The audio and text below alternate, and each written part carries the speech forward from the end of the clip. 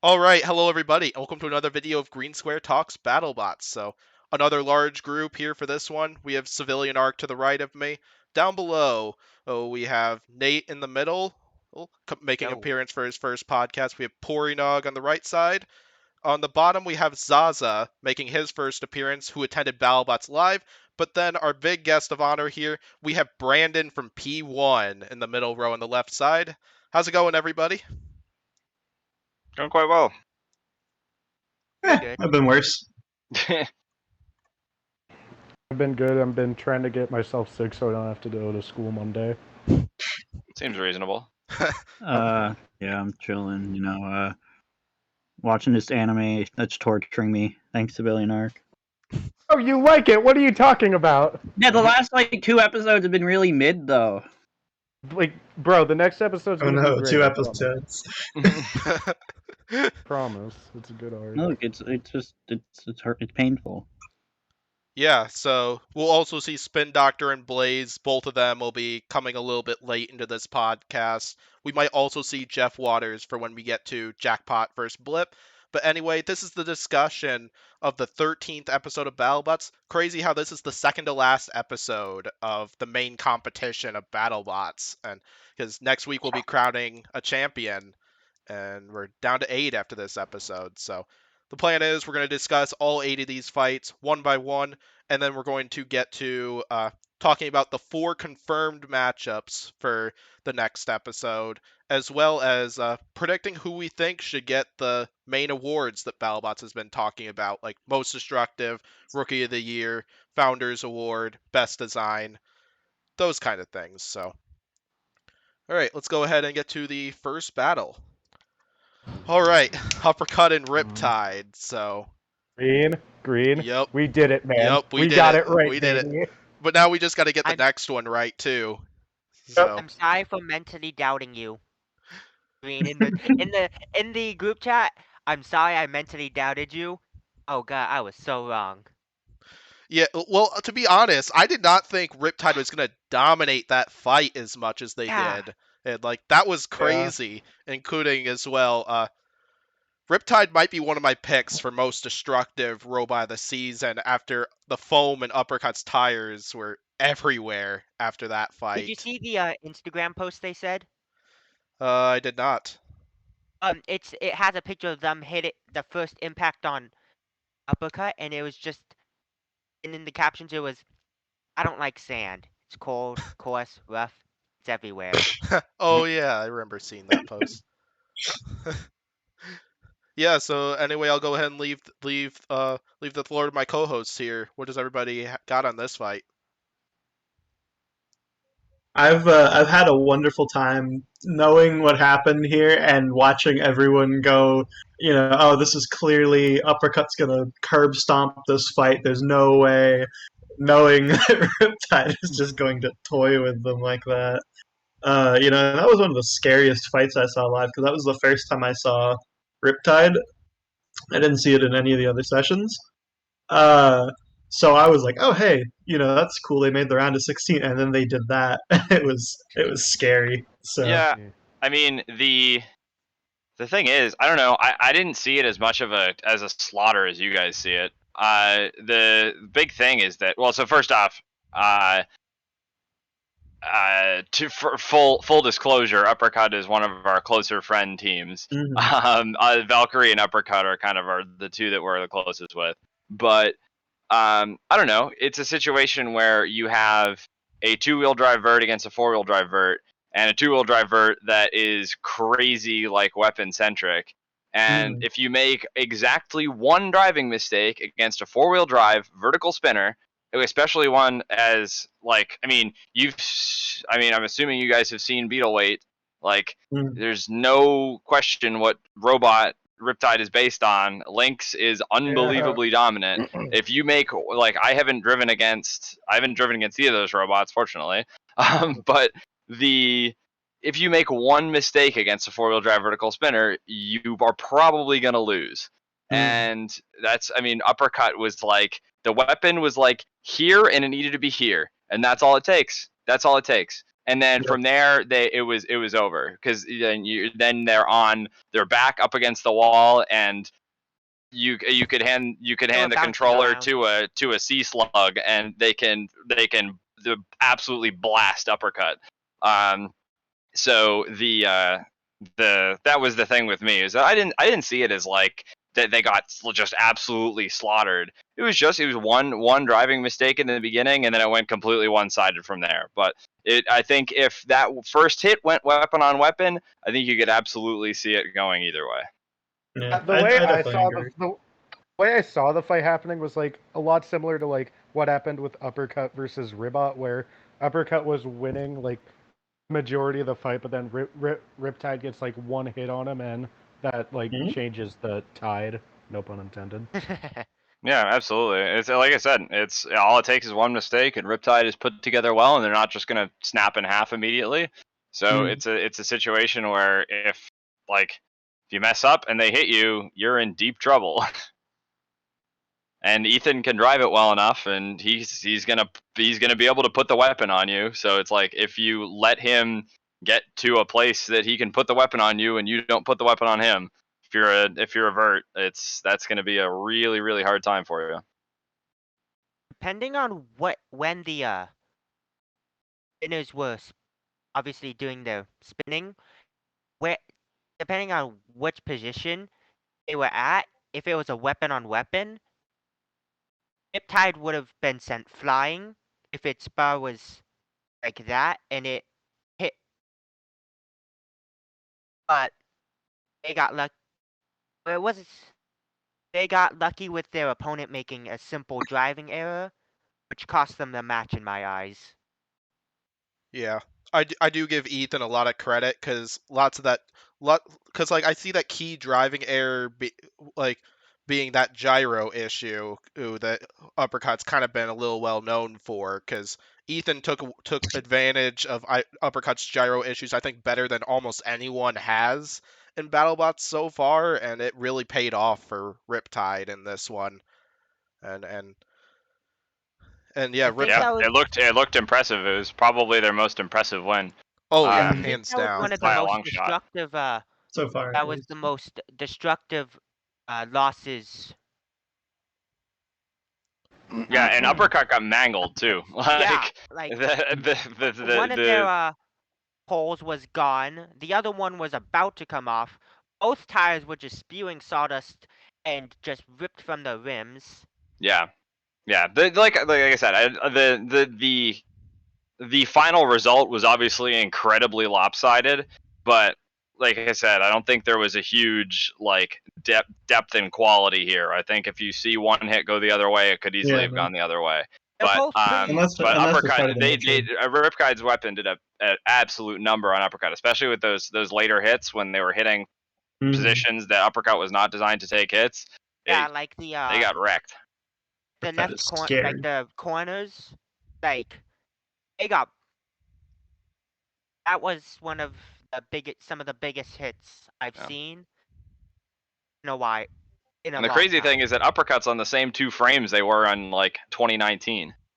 Wow. Oh, So dang. they've been able to resurrect the same stuff for a little while, but probably not that chassis anymore. Yeah. And Riptide. Okay, I'm gonna say Riptide. The fact that if Riptide got hit, that would have been a perfect opportunity to show that they can take one. We already know they can take a hit with them self-righting and just sending themselves who knows how high into the air. Because I remember this was in Uppercut's first championship match against Bite Force. When they went weapon on weapon. Remember how Paul said that could have, or it did split the frame of Bite Force? Yeah, I did. Broke the weapon shaft too. Yeah, I heard that one more weapon on weapon exchange between those two would have, all that stuff that you and Brandon listed would have occurred. I saw it wobble in a way that I've never seen in Bite Force. Uppercut's scary. Oh Yeah, yeah. Yeah. uppercut's impressive. It's an impressive win for sure. I used to not like Uppercut because I only saw its match against Who's joined? Oh, I Blaze only is saw Blaze. I only saw Uppercut's match up against Bloodsport and Railgun Max when I first saw. I didn't really like how it was doing the Robo Games eruption style of holding back and then going in. But then when I started to watch more and more of its fights live, I'm thinking, dang, this is not live. On the TV, I'm thinking, dang, this is a really solid robot. Yeah, solid stuff. Hey Blaze, how's it going? You got anything? You want to talk about here with Uppercut and Riptide? Yeah, what was the Sandy stuff in the wheels? It's just the filler they use, the foam they use to fill their wheels. Similar to the stuff that, like, how some robots like Sewer Snake from Robo Games, they put, like, pool noodles in their wheels. Yeah, like Hypershock and Valkyrie did the same thing, I believe. I think Or one similar. of the Maybe different Hypershock's material. guys had mentioned that they were using, I think, like insulating foam this year because they couldn't get the usual foam because of supply shortages and stuff. Yeah. So under normal circumstances, it would have been a little less messy, I think. Oh yeah. But we got a spectacle out of it, so. Yeah, that fight We was also that fight saw was a it, lot of fun. Oh, sorry. We also no, you can go. Oh, you're so kind. Yeah. So I thought this fight was a lot of fun. Riptide's really well driven, honestly. Yeah. That was very very impressive. I was fully expecting Uppercut to win, but I do really like Uppercut. I like robots with big, beefy, obnoxious weapons. Deep Six fan. You know how it is. But But it was a very fun fight for sure, and Riptide is just super well driven, it seems, and it's a good way to start the episode. Oh yeah, I I completely agree. I remember watching I also remember watching Scorpios versus not Riptide, Uppercut. Uppercut in person. Yeah, I remember Scorpios hitting its wheel, and that the sauce stuff coming out even back then. Well, that was in reverse that time. Uppercut hit Scorpios on the wheel and spilled everything. Actually, it was on both ends, and that also happened in Was Bite. That also, yeah, they did connect once or twice on the wheels at Uppercut, and then Bite Force also when Uppercut got stuck on the spinner, they did like gnaw a little bit at the wheels before realizing that Uppercut was stuck and hung back. Also, my mom made a joke that the Riptide driver has the same personality except without the profanity, driving style, and reaction to winning as me. Oh, that's awesome. Yeah. Anyway. It's like, keep big going. weapon, drive right into it. It worked. Yeah, it definitely did. Definitely did work out for them. So, anything else on this battle, or should we get to the next fight? Yeah, sounds like next fight it is. We'll see Riptide. Wait, I actually, I just remembered something. What you got? Remember when it was stuck on its front? Do you think it should have stopped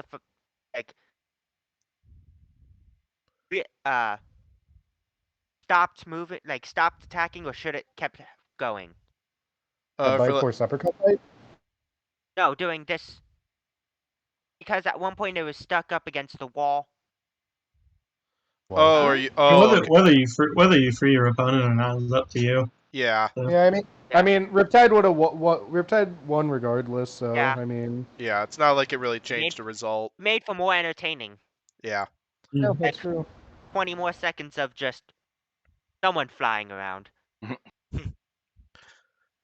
All right. So unless if anybody objects, we'll go ahead and get to the next battle. And I object. Yeah. No, I'm messing with you. Go ahead, Green. Yeah. Oh man. All right, Rotator and Tantrum. I know Civilian Arc's gonna have stuff to say about this one, but Yeah, so this was an entertaining This battle. was- Like definitely one of my favorites of the entire episode. Like we saw lots of back and forth action between these This two. was a slugfest too. Yeah, got a little dramatic at times, and in a good way though. Yeah. And Yeah. The ending. Oh my god. oh yes, the ending was amazing. I had a major heart attack at the ending. Like, I swear to God, like, I was screaming. I was literally I screaming. made Yeah, I have very mixed loud- feelings on it. Definitely. I made The such a loud Good. noise. Sorry. okay, all right.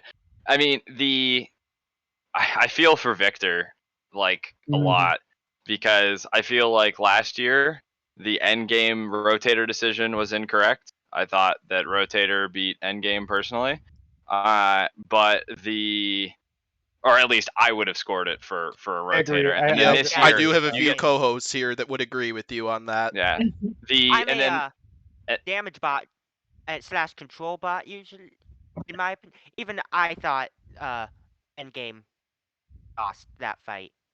yeah. Not biased towards them. Yeah, and then the other thing, and then you get this year where you get Tantrum crab walking, and there's a point that goes in your brain that goes, do you hit them more, which means if it goes to a JD, you get more damage and aggression points, or do you let them get counted out? And there's times when you don't know if they're going to get counted out because there's the screen between you and the other drivers. There's two refs, they're not talking to each other.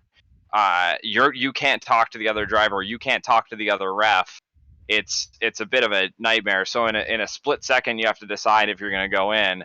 And in retrospect, it looks like he shouldn't have, and he did.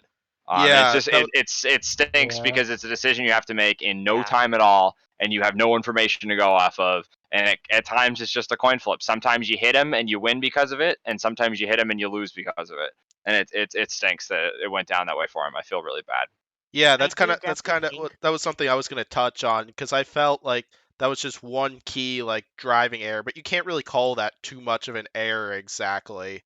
It's He more could- of a he didn't have enough information to make a Yeah. decision on what He to made do a next. choice, and it unfortunately ended up not being the one. I mean, he could have left him, and Tantrum could have gotten free anyway. He could have been stuck on something. You never Yeah. really know. Yeah. So For some it reason, stinks. okay. And then the other thing too is the out of the arena. I mean, you got to either, I don't know, you got to rule, and then I gotta is say, it a rule or is it not a rule? I mean, Yeah, once Will okay. Bales got the Uda, like, they didn't care anymore. Let's be real. At least here. they Yeah. were consistent about not ever applying the rules. If they applied it Yeah. once and never again, I feel like there'd be a lot more That'd be anger bad. over Yeah, that. it would be really bad if they had applied it once and then not for Remember like when, this or Hypershock or Hydra Remember or when, anything like that. Yeah, I was gonna say, if Bill you wind Chase up with saw someone when he got else, out of the opponent, he was just like, "Oh no."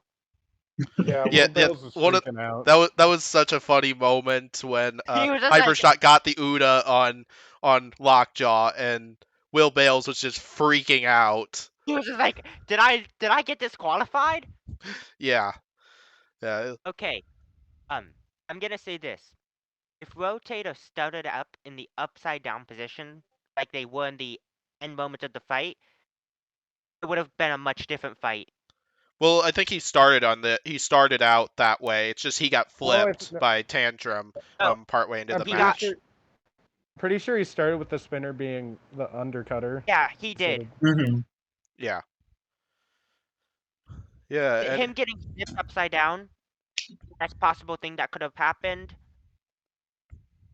Something to think about. I don't know if it's something that he can do. So if you can only yeah, turn your robot on from the top, then you can't flip your robot over Oh, after you've turned yeah. it on. Yeah, I was So wondering. I don't about know if that. that's the case. I know Valkyrie can. I don't know if Rotator can.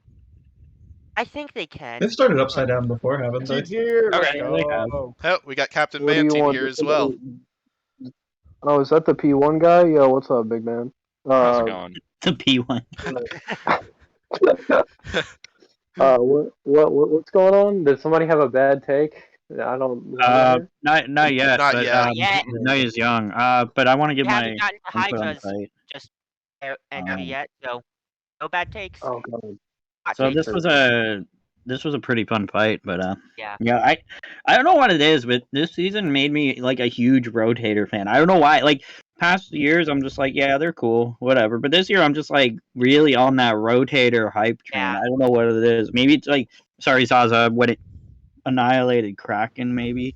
But it's Hey. just like Roll. just like such a. I feel like rotator is like the gold standard for like a horizontal spinner at this point. Not to take away from the other horizontals because they're all great, but I Is that a crack about its color? no, but it is now.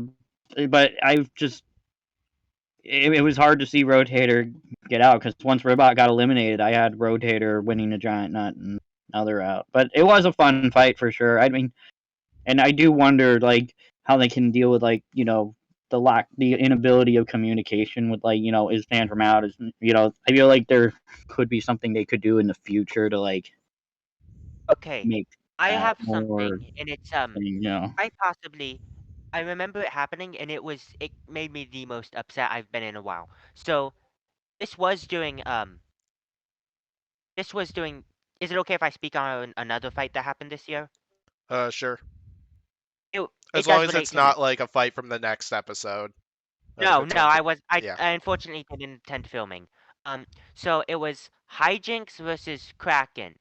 Hijinks wasn't barely moving, for like more than 10 seconds.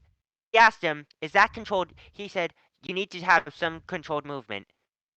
Orion just said, "This is controlled movement." He just went along with it.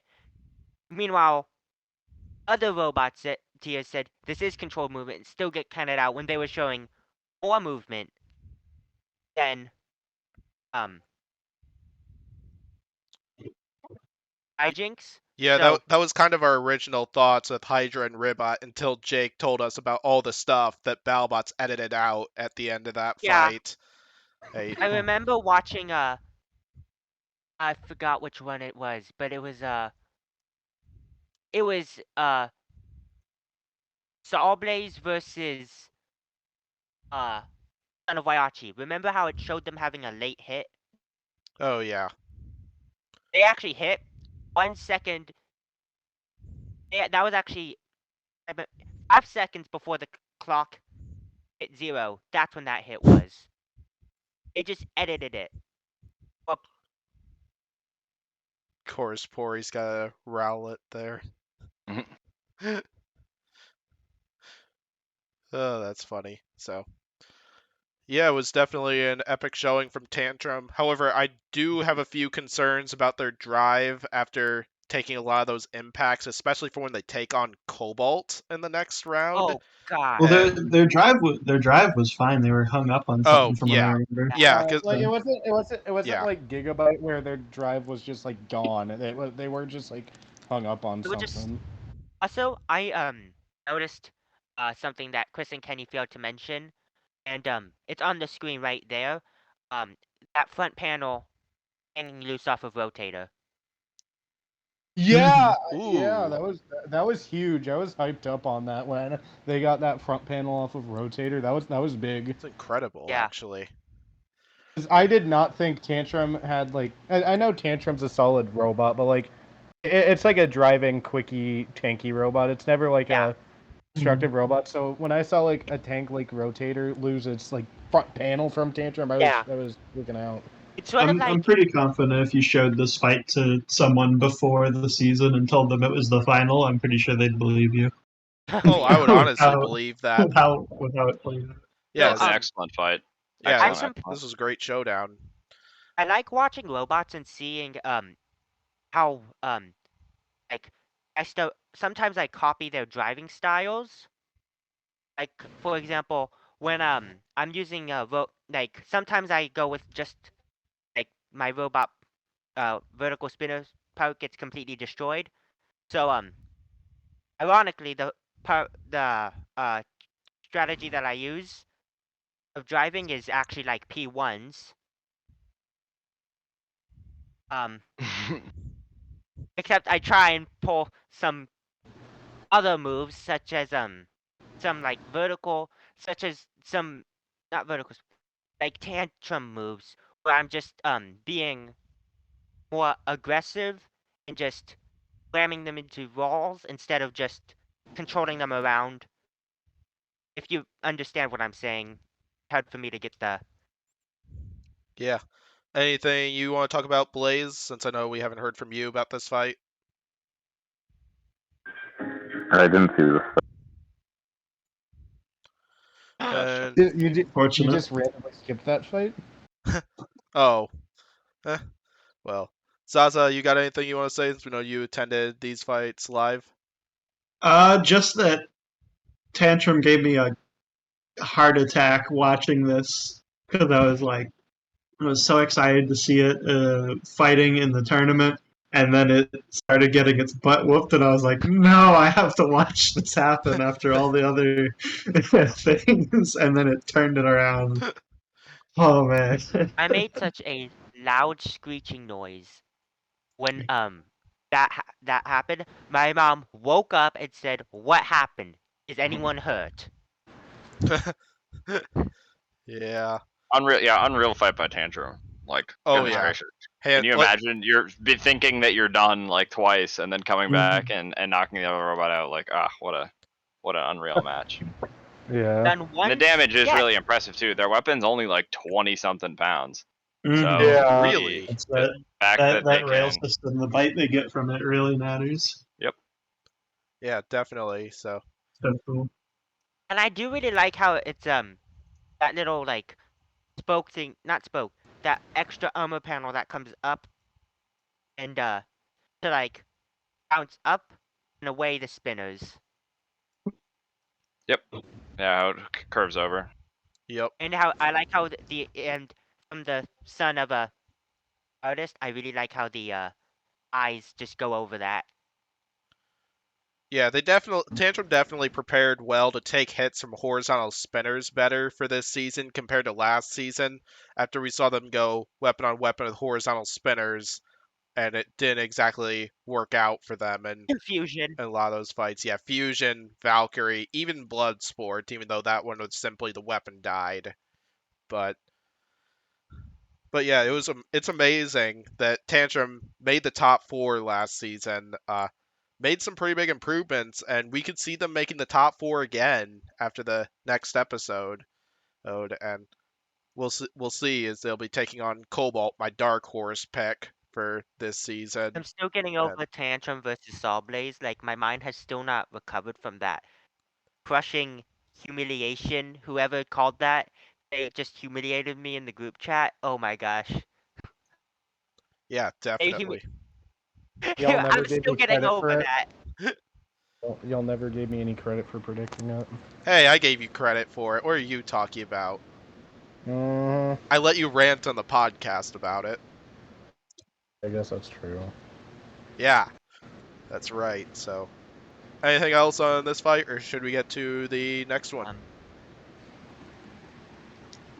Looks like we'll It's a get. good thing the spinner wasn't on when it hit the Lexan. That's all I have to say. Yeah. Okay. All right, here we go. We got Jackpot and Blip. I don't know if Jeff Waters will be here at some point or not. It'll be fine either way. This will be a fun discussion. So, Jackpot and Blip for this one. So, Jackpot coming off of a win against Tombstone, and then Blip coming off of a win against Valkyrie. So, these two I really clashing. like how. What you got? I really like how, despite the fact that like how Blip and Hydra, they both have unlimited flips. Hydra is more just kind of fires randomly, like they know they have unlimited flips. Blip conserves its flips even more so than an actual like gas-powered flipper. And that, in my opinion, is what makes it one of the best flippers out there. Yeah, definitely. Yeah, that was an insane fight for when they fought Valkyrie, and this was also an insane fight. So Jackpot brought Needle back for this one, whom we haven't seen since the deadlift battle, and yeah, then they came in with wedgelets and to try to get underneath Blip, I believe, and then land some destructive hits with that vertical spinner. And I don't I hope this would be a popular opinion, but I don't think it would. It would have definitely dip around a few times, but it wouldn't have caused just. It wouldn't need to take like a lot of hits to cause massive damage. Yeah, definitely. So, If anyway, Dip from is the built, other co-hosts, what do you all have on this battle? What were y'all's thoughts? We got someone doing the thing, and that's always fun. Blip was another robot that I hadn't seen at all during the filming, so hearing them get announced like, oh, they're in the round of 16, I was like, hey, that's awesome. And then seeing them get a win was really fun. Sorry for walking out like that. One of my headphone plug things got stuck in my ear, so I had a slight panic attack over that. oh gosh. Oh gosh. I think Jackpot was the only robot I saw in all the sessions I went to. Because I saw their 2 fight night fights and then this one. Put Blip in Robot Wars. I want to see how well he'll do. Probably Oh, body yeah. the entire competition. Besides, I could definitely see that. Hey, Spin Doctor's But- here. All right. This was kind of a what's the word? A bittersweet fight for me because on one hand I'm hyped because 2 seems reasonable robotics are in the quarterfinals. On the other hand, I'm sad because Jackpot is the one bot I saw in person ever in my entire life so far. So I have close feelings for Jackpot, so it's sad to see them go out like that. But it was a good domination fight by Blip. Yeah. Jackpot definitely got some pretty good sparks, got a few decent hits on the front, but then unfortunately Blip got stuck, or not Blip, Blip got a flip in and Jackpot got stuck on the weapon, and yeah. One thing I will say is that TV does not do Jackpot credit in how sparkly it is. That thing, like you can see it from the stats and everything. Damn. I just love that. Yeah, Blip is unreal. It's just ridiculous. The whole robot's insane. I don't understand it. It makes no sense. It blows my mind. Yeah. Still to this day. So Yeah, I will continue to like. I understand it technically, but I'm like, I don't get it, man. It's I think Aaron's really explained it impressive. to me like 4 times, and I'm like, yep, that. Mm-hmm. Yeah, I think the craziest thing is just how small it is. It's just unbelievably small. And Yeah. it still Packs gets such a punch. unreal power. Yeah, it shocks me how high it can flip some of its I opponents. think I'm gonna have to leave for a bit because my camera's glitching out. That's Gotcha. fine. Yeah, but unfortunately, my 3rd round pick in the King of Draft Fantasy thing went out in this fight. But it was an epic showdown from these two. Jackpot had a terrific run this season. Right. So let's see, we got our payback on deadlift. Got a victory on one of my other favorites. Then took out Still Tombstone. undefeated in fight night. Holy There it is. crap! Oh, We got a boy. loaded podcast Jake's here. now. Hey! Oh yeah. Hey. Oi. 9-person podcast right now. Oh my Well, god. hey. And one of the Battlebot teams that I haven't got to meet yet. Are you talking about both Brandon and Jake, Nate, or just one of them? Yes. Oh. Yeah. Yeah, it looks met a like member camera of isn't P1, connected or something, Jake, but that's but it fine. wasn't. But Ended. yeah, There and he then, goes. There he is. hey, there we go. Hey boys, how's it going? Pretty good. How about you, Hello. Jake? Good. Yeah, so how about this Jackpot versus Blip fight, Jake? Oh man, Jackpot was doing so good to start off with too, knocking out some of those front wedgelets and stuff, and I thought he had it in the bag, and then he lands on his face, and that was about it. I mean, how could he land in a worse position than that? Yeah. Hey, let's go, Brandon. Hey. I see you. Still got the Hide. one from Motorama here. That it is. Yeah. Heck yeah. Yeah, so anything else on Jackpot versus Blip from anybody here? I think we're good. I mean, I don't know what's been said already, but I want to talk about the fight because this was just amazing domination see from Blip. I'm so happy Blip made it in because I love to see more non-spinners make it farther to the tournament. I'm very sad that the two non-spinners are facing each other in the quarterfinals. Also, Aaron Hill switching over to Blip from Tantrum paid off so well because Blip is doing amazing right now. I love Blip so much. It's shot up so high in my rankings because of this fight. Because we actually got to see it fight a spinner that didn't die. Its weapon did not die very quickly, and it's not unreliable. He fought a reliable spinner and actually just dominated, and that's amazing to see. Yeah, I don't think we heard from you, Zassa. You got anything else? Just that I really like both of these bots, so I was sad to have to see both of them fight each other. But I think that applied to like all of Jackpot's fights. So All right, so unless if anyone else objects, let's go ahead and get to Hydra versus Black Dragon, the fight where I'm currently in the doghouse. So Oh, Green gets get beat up by Jake. No, I'll be nice. I mean, you gotta Beat up You got through the webcam. yeah. yeah, I'm just so Come up, vicious. boy. all right, I Hydra. love this photo here because it's so misleading. Yeah, about what yeah, happened. I kind of had to go with this one because yeah, After Jake was trolling everyone in the Hydra Defender fight. yep. And then a little bit in this fight too. I must ask, Jake, was it you that started the rumor that Hydra might have been coming into this fight with the vertical spinner, or was that somebody else that No, was starting that up? was the crowd, the fans. I think I just posted it once in one of my videos, and then they just started going off with it. So that's kind of why. Yeah, but It still baffles me that people take that stuff seriously at this point after the anti-gigabyte poll.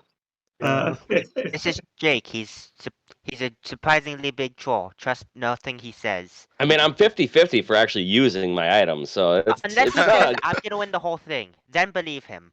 I'm gonna I win know, the whole I'll thing. never believe that. Holding you to that. yeah, so we got to see a pretty interesting showdown between these two that unfortunately resulted in my second round pick from the King of Draft Fantasy making their tournament exit after this fight. But I like the showdown between these two. I thought it was an excellent fight. Yeah, great stuff from both teams. Jake, what was kind of the strategy behind this fight? You guys first. I want to hear you before I give you the actual real deets. All right. Question. Yes. What was going through your mind when fire started? When what? I When, think he's talking Black about the Dragon got fuel fire. leak that Black Dragon had at the end of that fight. I assume they would start on fire. They do almost every match, but they always run. Everything's so compartmentalized that they never stop dying. So, Jake, I have a question for you. yes. This is from a friend who wanted me to ask you this. Is when you get stuck on the floor with Hydra, is that like your mating call? Yeah, I'm just pounding the floor all day long. Yeah.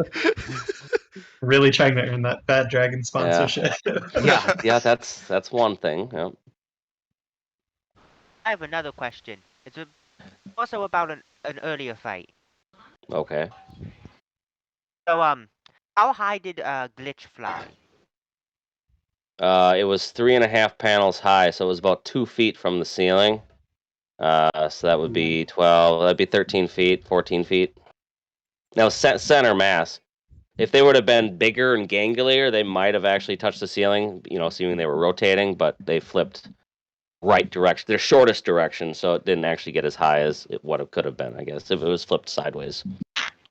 Yeah, the thing that I was thinking of after that last podcast is kind of like what would happen if you went up against the Four Horsemen or some multi-bot like that, and they got a flip on one of those smaller weight class robots. And honestly, that would be a really bad matchup for me. Even though they're not I've been super saying powerful, it for so long. a couple of their side cutters and they clip my back wheels and stuff, I could be sitting there pretty devastated pretty quickly. So I'd have to stay on the outskirts and just kind of do circles and try to take one at a time out. Jake loses to fucking. It's also smaller targets to aim for when you're a weapon that it's not like you can just spin up and just sprint at people. Yeah, I got like 2 inches to try to hit people with and fire at the same time. So yeah, at least you got a wider thing, so you can maybe get them up in there. But... Yeah, I suppose I suppose Brandon would know that well since he went up against Jaeger. Fighting Jaeger. Yeah, the smallest one was the scariest one. The smallest one got us real good. But fortunately they got themselves, so it was fine after that. But it's, I don't know, multibots get like a bad rap, but I think a lot of the time they're just not really the right idea. I think a lot of times people try to like do multiple of the same thing. When if you kind of make the robots have a little bit more synergy, which I think Jaeger's on the right path, I think it can be really effective. But if you just do like 4 horizontals, you're gonna have a really hard time. But especially Don't do horizontals. You do 2 really good verts, and they got the same power as Witch Doctor, and 1 pushy bot. That'd be really devastating. Like a 60-pound pushy bot, and then like a couple of 100-pounders. I mean, use the floor to your advantage. You don't need the weight then. One of the best multi-bots, in my opinion, was in King of Bots, Thunder and Lightning. Yeah! The Hounds are Hounds is really good as well. Yeah, that too. Crash and burn. Those things are scary. I found some of the Zassa better than King of Bots, man. Yeah, I think unfortunately it's just a situation where you see like Gemini uppercut, and then uppercut or Gemini gets sent into the glass going up at like 12 feet off the ground, and everyone's like, well, multi-bots must suck. And then it's like, no, it's not really. It's just really hard to do them well. I think Jaeger's definitely on the right track with making them different weapon types, because that's always been something that confused the heck out of me with multi-bots. Is like, you have this option to go and screw with your opponent's game plan they run configuration for one weapon type. Why do you roll up with one weapon type when you could go with 2 or 3 or 4? And why have one weapon when you can have what do they do then, right? Yeah. So also, Jake. Yeah. So I was there when you knocked out Bronco, and that was the exact moment when I realized, oh dang, I think I like Hydra more than Bronco. And that was a time when Bronco was my second favorite robot. Dude, Bronco's still cool. I never liked the Bronco hop, just from a defensive stance, but it made really cool TV. If they miss or flip, they're still doing something themselves. So in that case, it was still cool. And there's still tons of Bronco fanboys out there. But flippers we just need more flippers in general. I absolutely agree with that. Yeah, although Oblivion would go crazier, so I don't know. We need Oblivion here. What's Oblivion? I miss Oblivion. You've been so happy to see Jake. Yeah. Oh yeah, he would be, because Hydra is one of his favorite robots. I'm gonna ping him. Pretty sure it is like his second behind Bronco. But anyway, Pory, are you there? Yeah. Hey. Can you Pory, tell different. Jake about the hot dog at the subway thing, if you get my drift? Hot dog in the hallway? Oh, okay. Yeah. So trust me, you want to know about this one. So we have a friend who's he's a Bronco simp. He's very into Bronco. Huge fan. And in 2019 he had a bet with a bunch of us where if Bronco went 0-4, he had to make a video of himself eating a hot dog and talking about the Broncos 2019 season. And thanks to you, we fulfilled that bet. We got that video. Well, he took like 2 years to make the video. He took 2 years to deliver, but he did it. But he did deliver. He should have had to do worse then if he takes that long. Well, now he has to. He really hates Subway. Like it's his least favorite thing, I guess. And we had a bet that he was like really adamant that Sub-Zero was gonna do like a deep run this season, and then Sub-Zero. He's like, if Sub-Zero doesn't make the round of 32, I'll make a video of me eating Subway. So now he owes us a Subway video as well. Also, I have one of the T-Waiachi signs that they handed out at the 2019 filming. Was it the 2019 where Hydra first appeared? Yeah. Yes, probably. Yeah. But, I got one of the signs and it says, Waiachi, that's why. Oh, the production made signs. Oh, I got you. I thought it was one of ours. Yeah. And I'm just when I got it, I grabbed it. I'm just like, how does it feel to root against my favorite bot? I get my TV time, It works well enough, so. and I did. Yeah, anyway, back to this fight then. So, I will admit, despite one of my favorite robots going out in this one, I got to give Jake a lot of credit for this one because Yeah. like the drive issues near the beginning of the fight, and yet he drove that fight so well. And I'm not saying that just because Jake's here right now. Like I would have said that regardless. The driving by Hydra in this fight was incredible and could not have been done better. I feel it's too bad that the drive kind of went out. Yeah, would you maybe be able to talk about what exactly that was? Because I know you talked about it on social media. It's the best driving you can do when you only have power on kind of one side and the floor just bites you every time. I could go backwards really good overseas because the floor scrapers don't catch on anything, but going forwards you can just see me stopping on everything. So it really sucks winning the ground war because you can't show any driving skill whatsoever. So it's mostly sit and spin and don't take that anyway. Hydra's a good robot.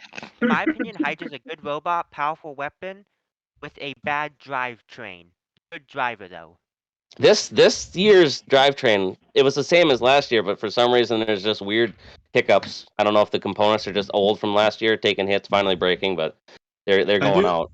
I do have to say, knowing now that I don't really want Hydra's drive was actually makes me feel a lot better because seeing the fight live frustrated the heck out of me watching. I was like, come on, it's just watching me sit. Yeah, I know. He just keeps charging into the ramp. I thought you were going to get countered out for a solid 2 minutes. I have a question about that. Yeah, I was like, when's it coming? When's it coming?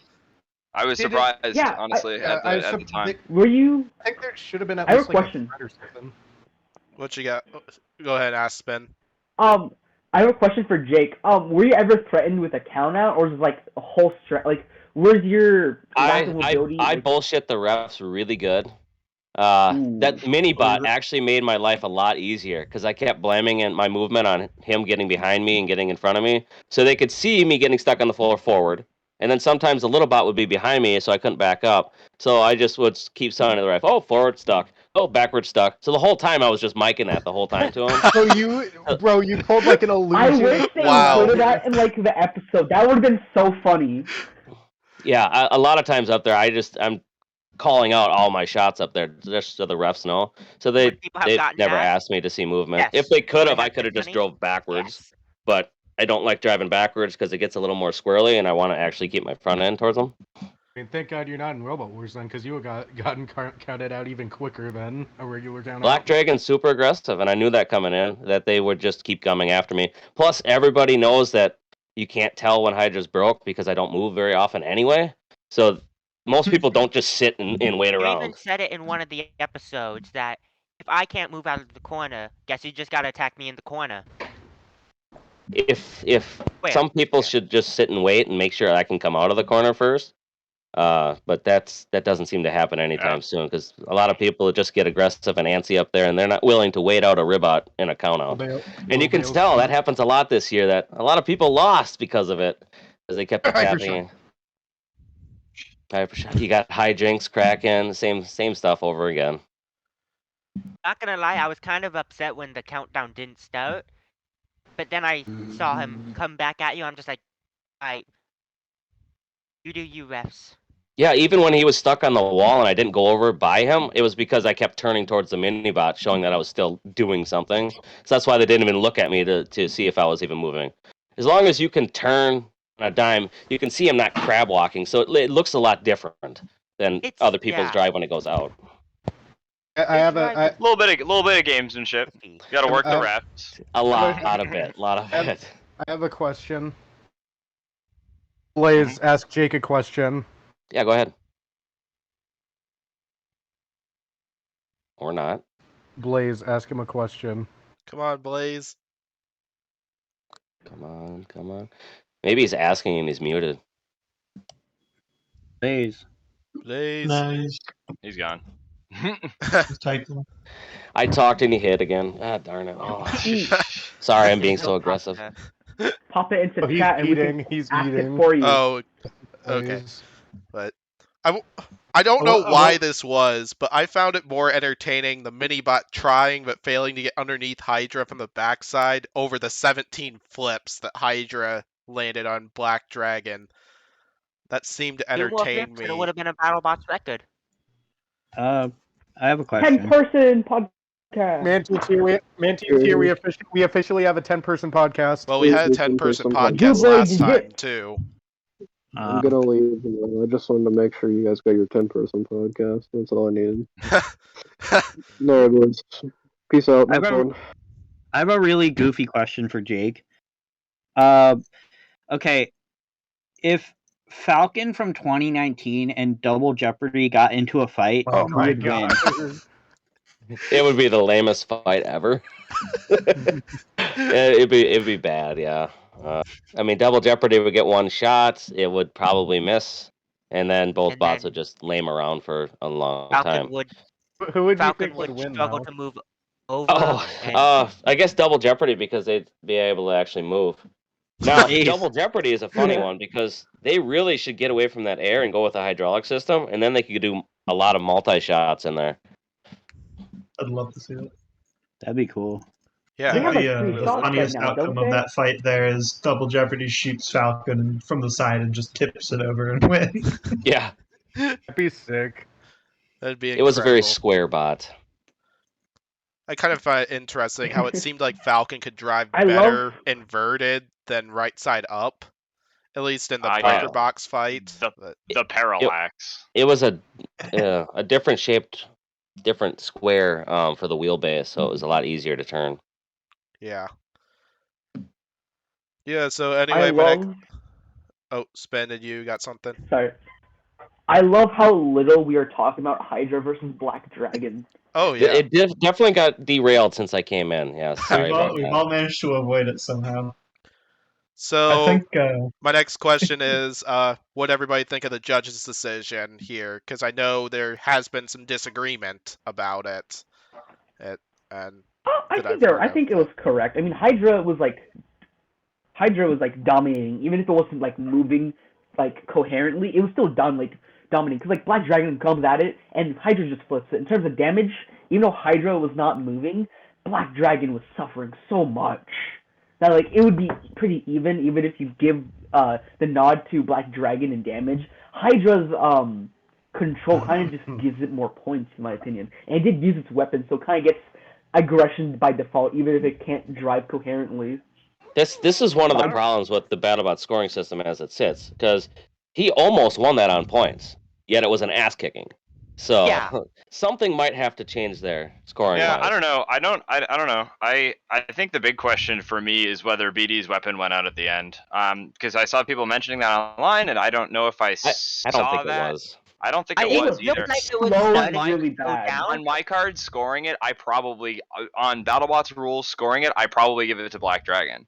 See, Just on the rules. That's the problem, though. Yeah, and because the way I see the fight personally is, yeah, I look. So all right, by the BattleBots like damage rules, if you look and you say, all right, well, Hydra's drive clearly wasn't working right, and Black Dragon still had full use of all their stuff.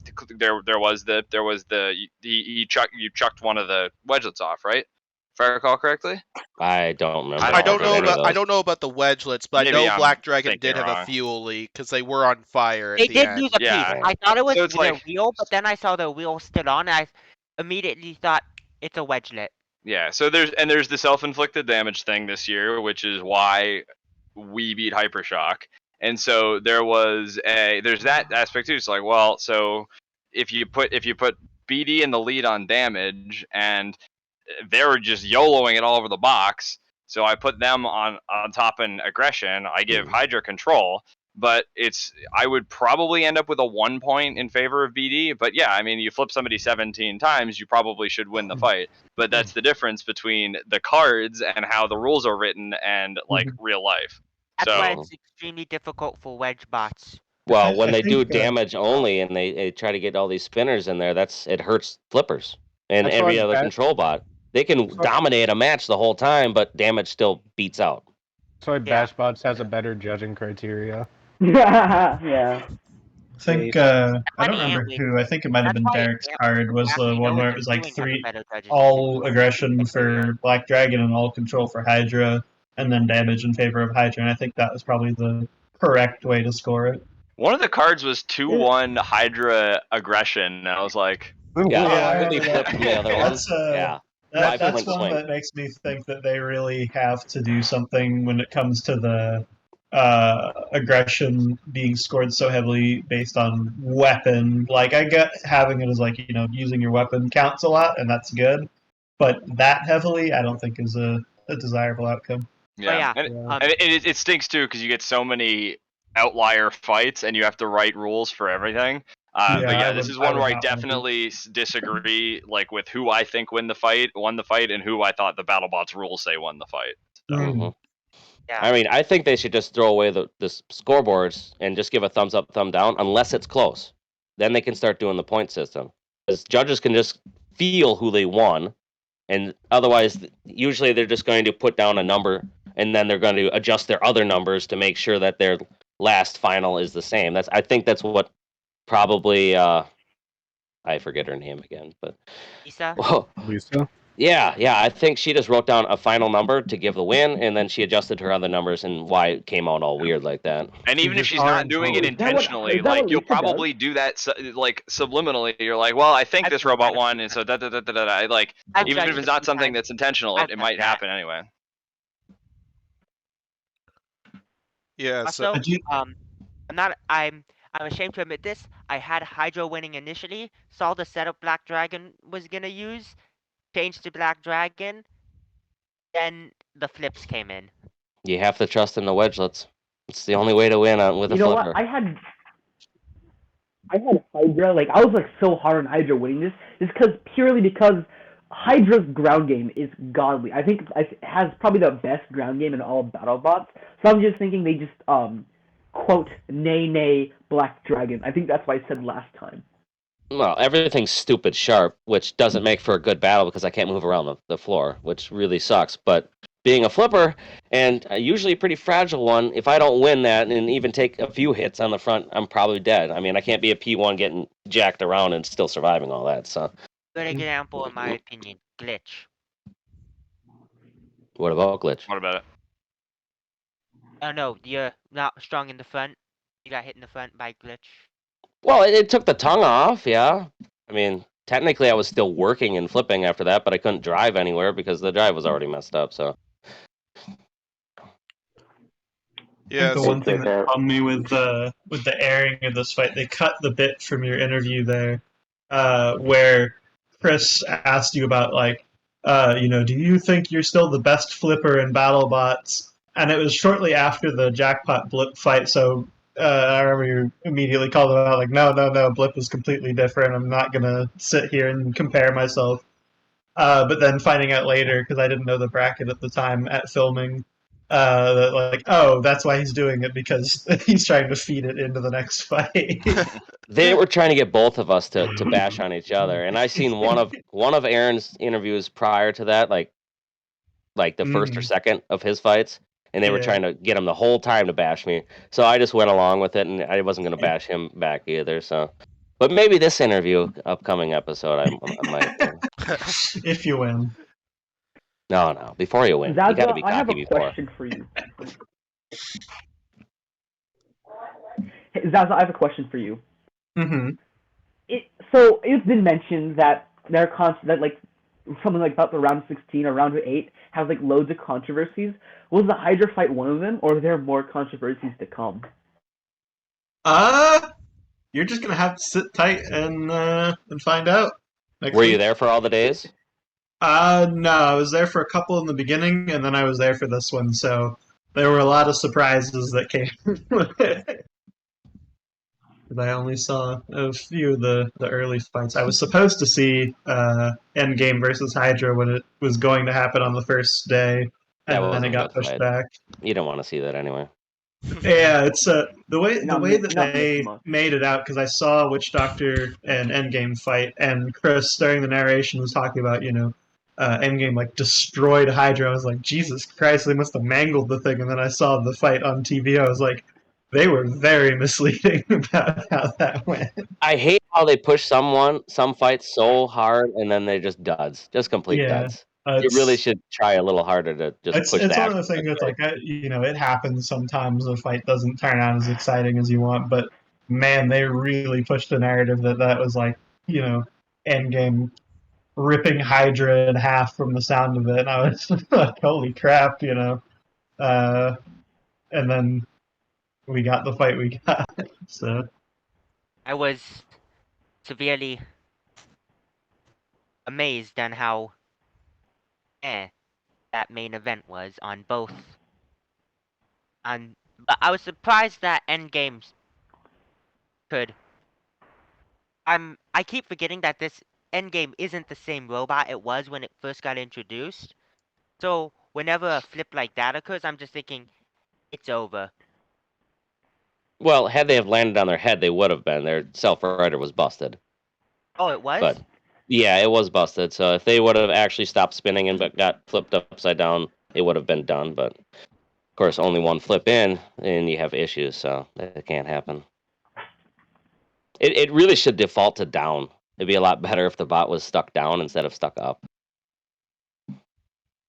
Yeah, that's one of the reasons why I've been so hesitant with our weapon system with respect to like launch or like stored energy systems. Is I'm really concerned about it failing and then our weapon being like, "Good evening." Yeah, time to just here, get have at it. Yeah, exactly. I actually really like P1's design. It sort of reminds me of a race car.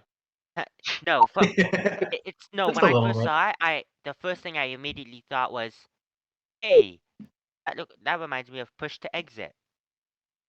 Ooh. It's an unfortunate thing to remind you. I don't know what that is. Push Time to to look it Exit up. from Robot The- Wars. The British Robot Wars Flipper, who was really, by really not good. What I mean by that is that is Well, that's a perfect example then. Come on, guys. Yeah, dude.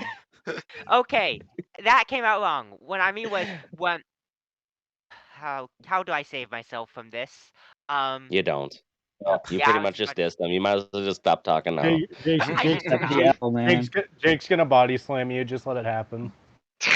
Yeah, like I mean, Jake already said he's gonna go easy on me for this, but my Black Dragon versus Hydra talk from the last podcast, You can.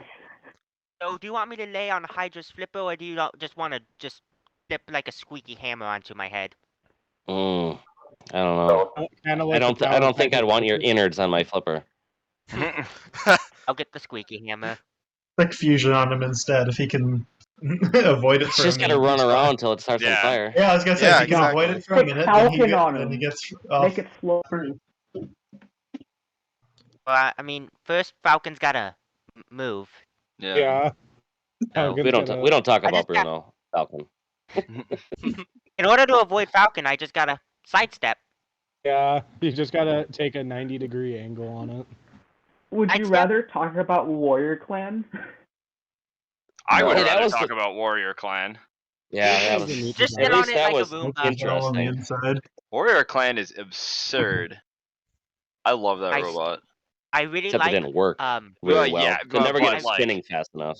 Yeah, I but really like the concept is against, freaking awesome. Nightmare. Jake, I have a question. I think you'll probably know this, but I'm not sure if you will. Was Warrior Clan supposed to fight Witch Doctor in 2018, but they didn't, and Overhaul subbed in? Going into the time machine here. I don't think so. I don't think we went up against Overhaul either. Or what he Although- said? What he's saying is he apparently heard that Witch Doctor and Warrior Clan were supposed to fight, but then Overhaul subbed in for Warrior Clan, and that season and fought Witch Doctor instead, and which was that one that we got. Yeah, I think they subbed in for us. Yeah, we got knocked out from production because they didn't like the show that we were going to put on with Warrior Clan because it wasn't building up to expectations. So they put Overhaul in instead. Yeah. I mean, kind of, you kind of can't live up to the exploding mini-bot from Nightmare. Oh, people love the exploding stuff. They should put more of those in the box, just so that Yeah, just house bots, but instead of actually like the big Robot Wars house bots, they're just wedges that explode when they get hit by a vert. Just door stops. I That have would a actually time be machine really fun. question that I Or want to. stops with fuel. What you got, Pory? Okay, so I read on Facebook that apparently in season 1, Falcon was the one that initially applied. Is that true? Like we did apply with Falcon also, but they called us up and asked, okay, which one do you actually want to bring? So we brought the one that was kind of already done. Okay. Which would have been Warrior. Had you brought Falcon, would it have been like, like the middleweight scaled up, or would it have been like what we saw years Middleweight scaled up would have been a lot better. Doing the double drum was a bad idea, and that was our first try at brushless, and brushless is just crazy magic, and I hate it. And I wish we could just go back to brushed and be done with it, but the weight savings makes it almost worth it. There's only one thing being worse than not being able to use brushless. Not being able to use brushed either. Yeah. I mean, Witch Doctor's still all brushed, and they do just fine. So. No, I mean my Sometimes I'm talking about in my cases. Sometimes I'm doing so well in the finals, and then my gearbox strips on the left side. Always on the left side, never on the right side. Well, that doesn't sound right. Typically not great. Yeah. I have like a whole collection of just taking apart gearboxes. One of them, one hit was so powerful that I opened the top of the robot.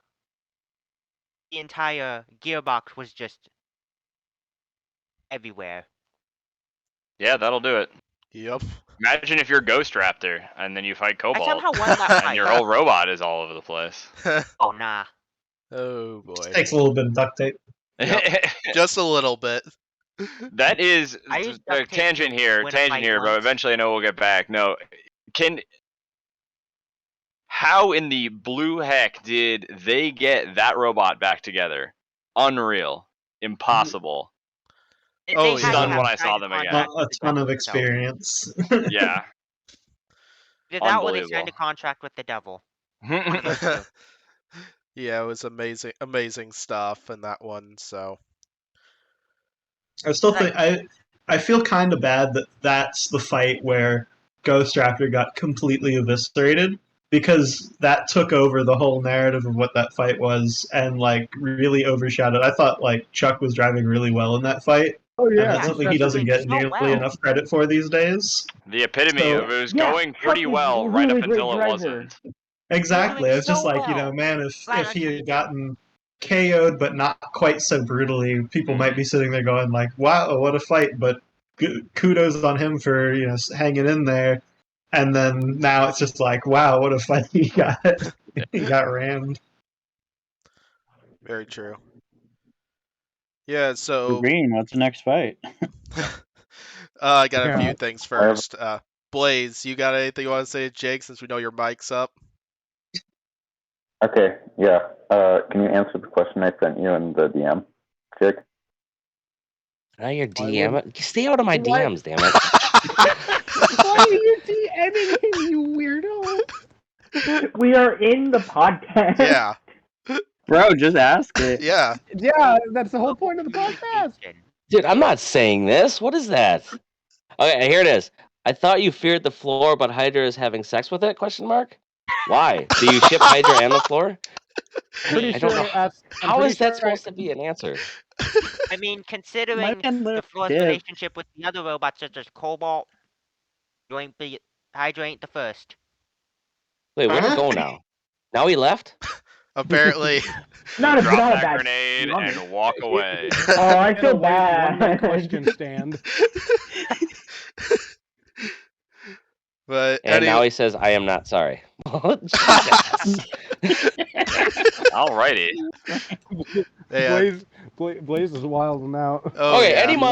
any more on Hydraverse Black Dragon? Because you guys said 0 about it so far. So. Yeah, he shouldn't be sorry. So my opinion on the judge's decision, because I never shared that, because we got into all this Falcon talk. when did we even get to that? Like, what drove us to that conversation? As a Black Dragon fan, like, I would have scored the points for Hydra. I felt Black Dragon 1 damage and aggression. I gave it by 1 point each. Control, I clean sweeped that for Hydra just because Black Dragon wasn't really getting anywhere with a lot of those charges. However, I would have scored the fight for Black Dragon if Black Dragon didn't have that flamethrower system issue. Yeah. That resulted in them going on fire. But I can definitely understand why there are many people out there that scored the fight for Black Dragon and who also think that Hydra maybe should have been counted out during that bit. But I gotta give Jake credit for the mind games that he was playing with the ref there. With Sometimes the I feel mini-bot. like Battlebots is turning into a real life robot arena. Robot Arena 2, where you can just win, but your opponent, like, you could be dominating, but your opponents will win because they have annoying things called ram plates. Yeah, bro, you have no idea. Yeah, so anyway, we know that Hydra will take on Blip in the next episode. I want to see that. Any strategy reveals for us, Jake? Probably they use the same front end and just attempt to get underneath his little finger wedgelets that he stole from me. So we'll see. Win. Stole, okay. Well, I mean, I was the first to come up with the full complement of wedgelets, and now he came out with it. So, and his are spring loaded as well, and extra hinged, and they hinge backwards, so they kind of are supposed to bump over the floor seams really easy. But of course, if you do that, then they bump over people's wedges too. Yeah. When you try and outsmart your opponent, but you end up outsmarting yourself as well. Yeah, I already did my prediction podcast, as that did get uploaded the day that we were recording this thing, and that's the one fight right now that I'm, like, still on the bubble with, because, like, I commented during that podcast that I might go back on my prediction, because, like, that's going to be a banger of a fight, I hope, and we're going to see an absolute ground war. I actually have Hydra winning that one. Same. I'm just happy, guaranteed non-spinner in the semis. Yeah. But what I would also really like to see, even though I do have Minotaur winning the whole thing and have had Minotaur winning it the whole thing since the beginning of the season, I'd love to see Hydra or Blip take it. See the first non-spinner to take home a giant nut since 2015 when Bite Force accomplished that task. I think it'd be really cool to see a Blip or Hydra take it, with them being the only non-spinners left in the competition. Is that the only non-spinners left? Who's yeah. even in here? Yeah. Yep, it'll be all non-spinners. I think my public prediction for next non-spinner to win Battlebots is Lucky. So yeah, I'm having fun with that.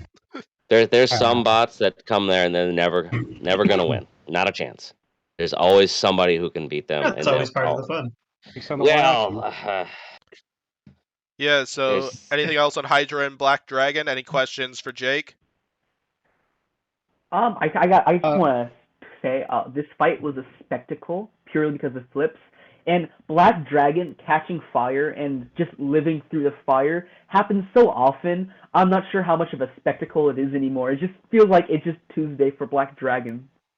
Yeah, it was definitely one thing. Like, it was definitely a spectacle to me when Black Dragon went up in flames when they fought Ribot and dominated that one, as Pory would know.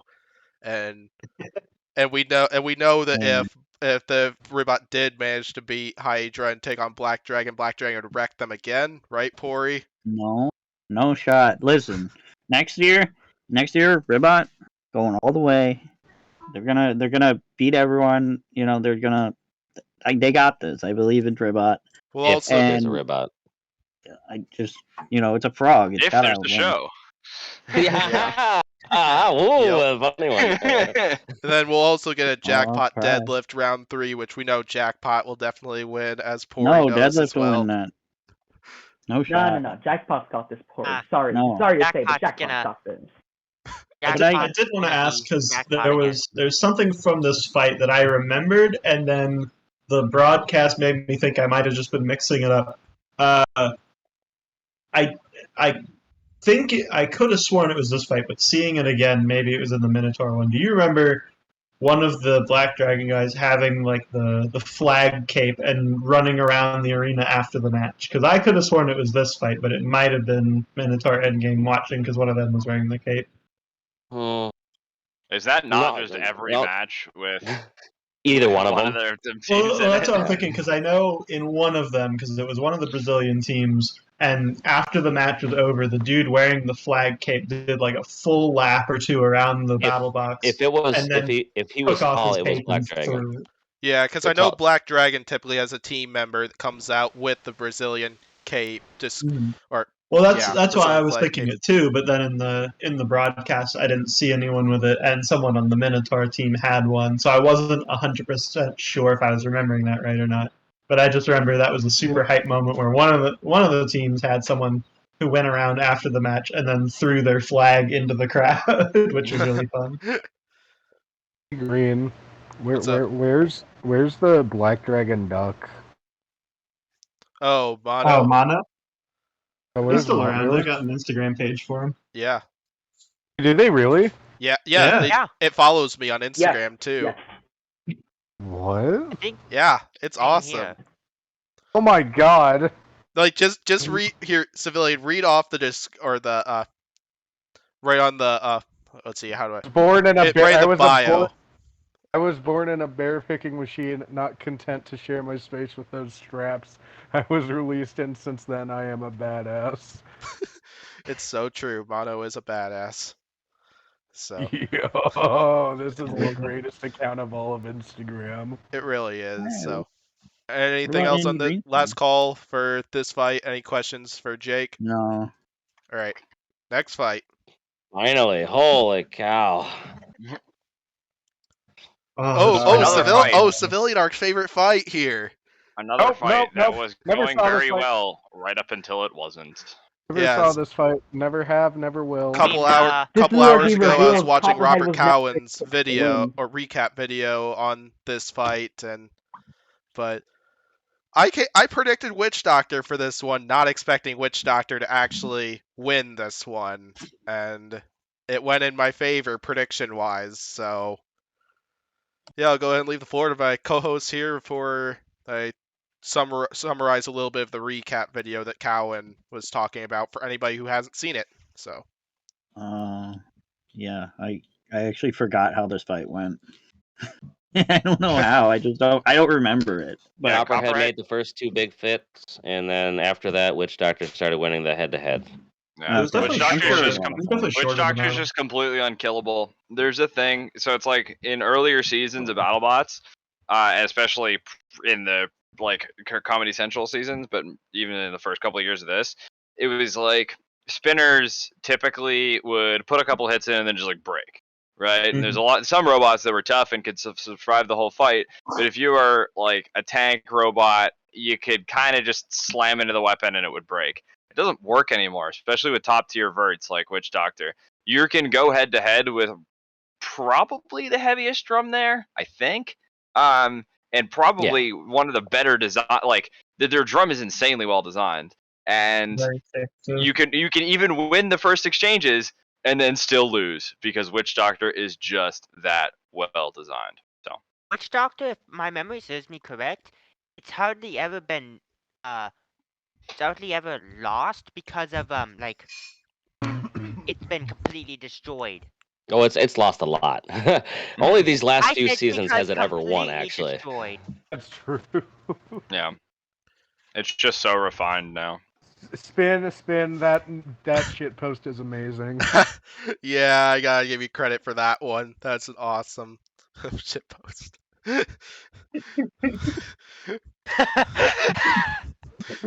Yeah, so anyway, we saw an awesome weapon on weapon exchange where we got to see an epic backflip from Witch Doctor.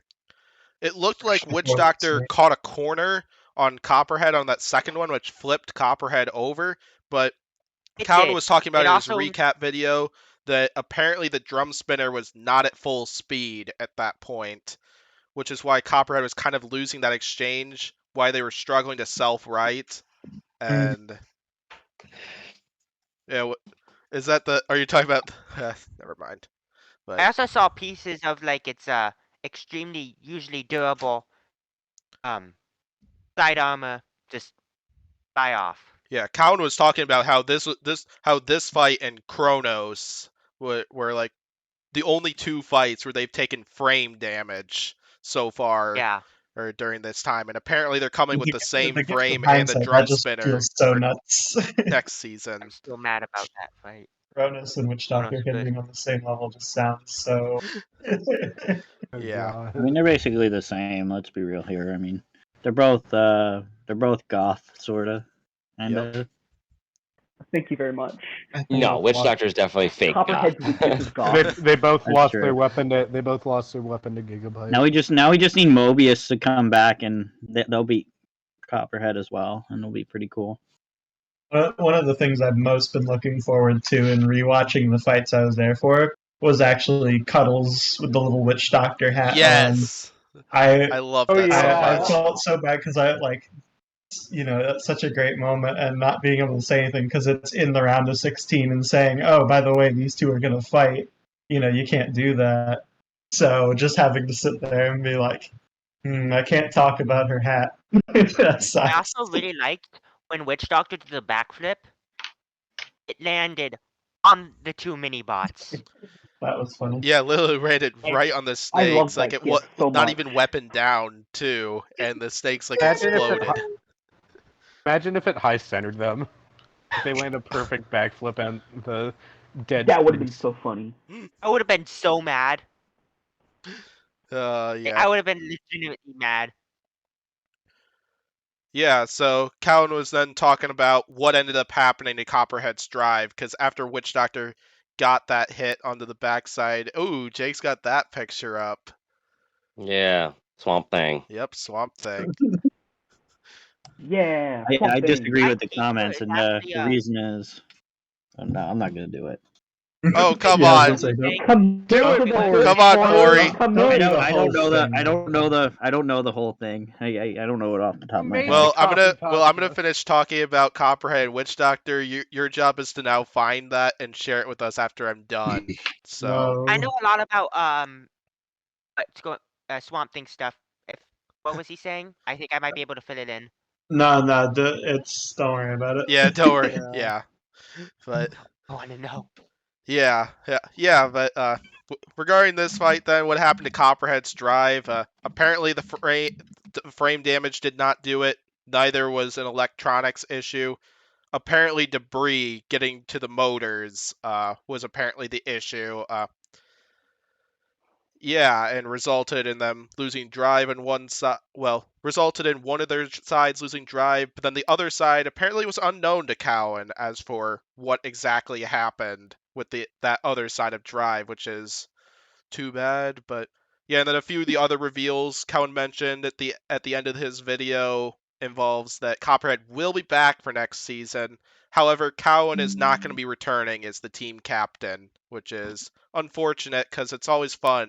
Because Robert Cowan is like so much fun to watch, and his recap videos are terrific, and more. So yeah, Luke Quinn, I believe is his name, will be coming in as the team captain for next season. And based off of what Brandon was talking about before this podcast, I think he'll be a great fit for it. So Yeah, Luke's a really good guy and has some unbelievable lower weight class robots. So he's really good. Super helpful dude too. yeah, and we'll see Witch Doctor in the next round where they're gonna take on my predicted champ, Minotaur, and that should be another epic rematch. Yeah, there's a smile. I see it. Oh yeah. Yeah. Pory, you ready to read off that entire thing? Do it, Pory. Do I have to? Yes, you gotta save. You gotta save it for. You have to. You're it. legally forced to read it off. Are you sure? Yes. Either you do it or I do it. We got a lot of ground to cover. All right. I disagree with all the comments, and the reason why is that I've been crew chief of Tombstone for 12 years. Yes, there have been changes, but the latest design was designed and built by me in my shop with the exception of new blades and a chain of lipos. Why am I doing this? Because why not? What else are we going to do on this Because you have podcast? Talk to. about Witch Doctor and Copperhead? We don't do that here. Imagine. Love how none of y'all have shot at me that Copperhead's down now. So. Hey, I already did, though, and I'm We pretty sure we there's did that gonna be more coming. initially. We already did. Yeah. Sometimes you just gotta accept that the robots you like will lose. Couldn't be me. Yep, couldn't have been me either. How are you holding up, I Pavilion? totally didn't have Endgame winning the whole thing again. No, I mean, at least you're not like Spin, where his most confident fight ever was Switchback versus Huge and Switchback beating Huge. I mean, to be fair, I had. I mean, Switchback took out Huge's drive. I'm just saying. Well, I I mean, had the Spin same isn't prediction, so I the can't person. be The Spin isn't the person in this group who picked Rusty over Blip just because I have Rusty on my fantasy team. So. I had Rusty that's on my true. fantasy team, I think, The at the time, stash, though, too. so nice. Yeah, I full on regretted that prediction almost immediately. So. Damn. I committed to it though, so I didn't back I've out. made some dumb predictions in the past too, like when I predicted Ultimo Destructo to beat Witch Doctor. Like I've made some dumb calls in the past. Let's be real. Me too. I think okay. I'm gonna look at the worst the worst predictions I've ever made. I think it was a really bad one. I can already say what mine is. I'll wait till Jake comes back on, and then I can say my worst prediction I've ever made possible. So, wait till he gets his headphones on. That ain't it. Alright, I think my worst prediction. My worst prediction of all time is predicting Chromefly to beat Bronco. Oh yeah, that's right. Yeah. That's that one I can kind of understand a little bit, but yeah, I mean, part of the thing was that we hadn't seen, if you were a viewer, you hadn't seen Chromefly yet, I believe. I think their first fight got cut. Their first fight, we only saw highlights of it. But then the other thing is we didn't know if Bronco's wedge was going to work. Hurricane as well, which is another reason for that I don't really hold that against you too much. But oh yeah, speaking of Ultimo Destructo, since Brandon's here, I want to say I'm still upset years later. Parallax beat Ultimo Destructo. Oh, the Parallax Ultimo, JD? Good grief. Now that's a hot tub time machine if I've seen one. Yeah. Holy moly. Yeah, I mean, yeah. I don't know, that one was that's from ages ago. Parallax is pain. Fortunately, I was not there for that season in person. The guys who were there were like just full sent it out of university. One of them, two of them coming from England, and then one of them coming from Clemson in the U.S. During finals week, or like the week before finals or something. That was an insane trip. So, but I had Beta to beat Rotator. It's not a bad I mean, that's close. Yeah, like I had Beta to take out Rotator as well. Actually, I have another Brandon related decision I disagree with. When you fought 4 Horsemen and Extinguisher, I felt that P1 should have won that fight. Oh yeah, totally 100%. That was silly. I also the fact that they stopped the fight because we torched Extinguisher and then they gave it to 4 Horsemen was funny. I know it was like they typically don't stop fights because of fire, but they literally stopped that fight because Extinguisher was like a towering inferno, and it was. We were like, oh, we lost? Oh, okay, I guess. I mean, that robot wasn't that great either, so it was like, whatever. But it was really disappointing at the end of that season to be like, oh, well, we didn't win any fights, you know? But yeah. I didn't even remember that fight happened until you mentioned the fire. Anyway, I had free shipping to beat Hydra, and it was the worst decision I could have ever made. Anyway, anything else on Witch Doctor vs. Copperhead, or should we get to the next one, which I think is P1 and Sawblaze, if I recall? I really enjoyed watching Sawblaze. I mean, not Sawblaze. Witch Doctor become a gymnast. Spin, what do you got? Since I think I was hearing you. I have to share before I talk about Witch Doctor vs. Copperhead. I think Balespear over Tracer is probably my worst prediction. But Witch Doctor vs. Copperhead is I one of my predicted favorite that, fights too. of this night. It was so cool to see Witch Doctor just come at Copperhead and just really just mess it up. Like the hits were insane. I love seeing all the sparks fly. It's probably one of my favorite fights of the season because it was just so fun to watch. I love Witch Doctor when it works, man. One of my favorite thoughts. There was someone who was complaining that this should have been the fight that was highlighted, and I thought that was really weird. I could. I mean, if there wasn't a double of all KO, the fights, you have to. Yeah, if you're gonna highlight a fight of this round, I would definitely do Whiplash versus Cobalt. Though I wish they didn't highlight any fights this round because it is Yeah, I definitely agree. I agree. I was hoping they'd air all 8 of these fights because I felt all 8 kind of had like definitely had the potential to be televised and everything. But fortunately, that didn't end up working out exactly. But God, I hope they don't highlight any fights for next episode. Oh, they better not. They might. They might. No. No, they don't. Please, God, no. They highlight the finals. They should. If P1 made a finals, they would highlight it. Yes. YouTube exclusive. Okay, so unless anybody objects, let's get to the next battle then. Crazy how they sub Big Dill into the semifinals. Hey. All right. Me getting rolled. So yeah, P1 and Sawblaze here. So yeah, Brandon, how did you feel when you learned you were going to be going up against Sawblaze this round, knowing how scary of a robot Sawblaze we saw is? we saw our quadrant, right? So you know what your path is going to be, and you're like, well, all right. So the thing is, once you get to the tournament, I mean, this is our first crack at the tournament ever as a team, which felt pretty good in the first place. And then it's a thing where there's nobody who's a gimme in the round of 32. You know, you could go 3-0 and then get Jake. Like, nice season. Now you have to fight Hydra. Have fun. So there's that part of it, and so it's like we knew that it was if we beat Hypershock, we knew that we had Jameson coming down the road because we watched after the Hypershock fight was right before the Sawblaze fight. Our fight against Hypershock was right before Sawblaze hijinks. Good grief, that was a sentence and a half. But that was so we stayed around, watched that fight. We're like, all right, so we know what's coming down the pike. So that was like, all right, well, I mean, we're with the big boys now. Like, you're not gonna get a gimme fight, you know. So we did the best with what we had. We looked at what we said, and it's like we're not gonna outwedge him because his forks are yay long, and we can't put forks that long on our robot because we will not be able to self-right it.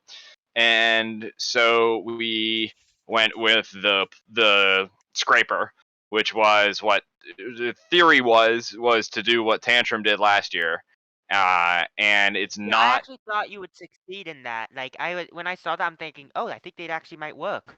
Yeah, it needs more preload or magnets or something, and I hand sharpened it before the fight. It just wasn't good enough. I mean, it's just one of those things. We tried it, it just wasn't good enough. So. Yeah, that was one of the things I was talking a little bit about when I did a prediction podcast on this episode. That maybe we could see P1 pull off something similar to what Tantrum was able to do and last season to win against Sawblaze. But...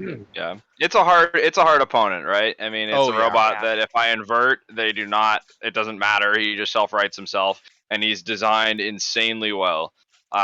Another robot that's been iterated a whole bunch of times, and they don't just like.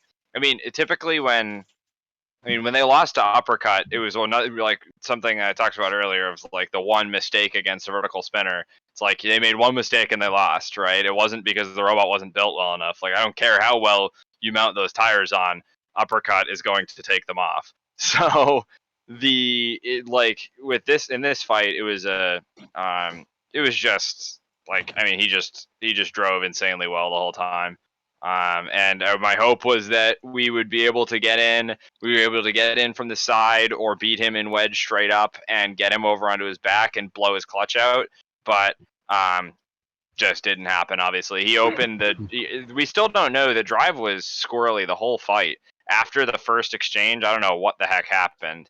Yeah, I was going to ask about that, because like Yeah. it looked like Sawblaze got a shot near the wheels, and then we saw a belt come out at some point in that one. I was wondering if maybe that was like a drive belt on P1, or I'm not Yeah, sure it what was, exactly but that was. it was bad way before that. In the very first exchange, initially I thought he had opened this. So the ham sandwich, which was all of our top armor, only covered the center of the robot and did not cover the side pods because we figured, oh, we don't need to. I mean, there's a whole bunch of space between the side pod and all the guts inside of the side pod. So like, we don't need to do that. We don't need the weight. But what ended up happening was initially we thought he had opened the side pod up and cut the drive chains. That didn't actually happen initially. Then what we thought happened was he opened the side pod up and smashed it into the ground so that it was high centering us. And looking at the video, it doesn't quite look like that happened either. So later in the fight, he gets, I think, 2 of the drive chains off. So when it gets really bad later in the fight, that's what's going on. But I don't know why. From the beginning, it was bad. We rebuilt the thing and it all worked. So those are the kind of failures that stink to have. But it was like all right, well, look, it works. So. Yeah, what I gotta say is like that was another sheer dominant performance from Sawblaze, and I give P1 a lot of credit for going from a robot that sucked in 2019 is there was a few of the decisions Tell me how that you really Pory feel. was talking about and didn't get many wins, and then to 2020 P1 probably should have gotten into the top 32 and unfortunately did not. And then had a solid performance in Bounty Hunters to a robot that made the top 16 and took out a few big names along the way in Valkyrie and Hypershock. It's incredible how well P1 performed this season, and yeah, I give P1 a lot of credit for surviving the entire showdown with Sawblaze. And being one of the few robots to last the full 3 minutes with Ribot. Yeah, if there was a award this season for most improved bot, P1 would definitely get it. Oh yeah, I would probably agree with that as well. Oh, just knowing how far P1 has come, definitely. Ever since 2019. I think It's been a long ladder. Go ahead, sorry. P1, I think, got like the second loudest cheer that I heard at the filming. It was only eclipsed by Minotaur after the end game fight. So I just thought, like, it was insane to me seeing this, robot who kind of built up from nothing in the earliest of its appearances to being, a top 16 robot able to survive Sawblaze, which, is a still pretty impressive feat. And being way up there on the popularity list there, from at least from what I could tell from how people were responding to it. I just thought that was incredible to watch. So I'm really looking forward to them next time. Yeah, we had a heck of a year, and I mean, I would have loved to have delivered a better round of 16 fight. I mean, sometimes you get it, and sometimes you just get got, and we just got got. I messed up early in the fight too, watching it back. It's just like, here, don't deliver the side of the robot directly into Jameson, and I just delivered the side of the robot directly into Jameson. So it's like, yeah, you can't mess up. And in retrospect, I probably would have just driven straight into him and tried to drive the wedge in and let him pound away at the top armor. But oh yeah, you only know that after you fight, right? So especially since with like Sawblaze's speed and Jameson's driving ability, it's not an easy task to get to Sawblaze's sides and backside. Because like Sawblaze is probably the best control robot there. Oh yeah, hands down. Yeah, without question. I have a question. Okay, so was it an April Fool's joke when you said P1's not coming back next year? No. No. Can you disclose in the beginning of the post? It says this is not an April Fool's joke. I was hoping it was like a Jake Ewert style trick. Like, I don't know. Can you like reveal like what's down the pipeline? I was gonna ask if you have any hints for us on what's gonna be coming after P1's hiatus.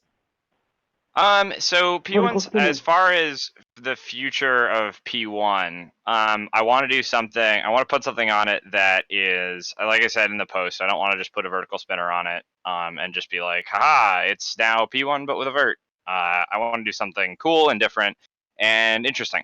So there's a couple thoughts for it. I'd really rather keep it as a flipper of some sort, but like stuff like Aaron's flip mechanism really interests me.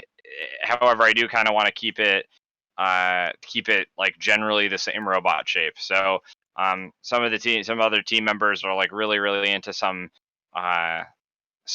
new weapon designs. So they're gonna focus on that, and they're really into that. So hopefully we'll be able to bring P1 back. As far as what's coming next year, we'll do a reveal and we'll talk about it later. But right now it's just gonna be shrouded in mystery.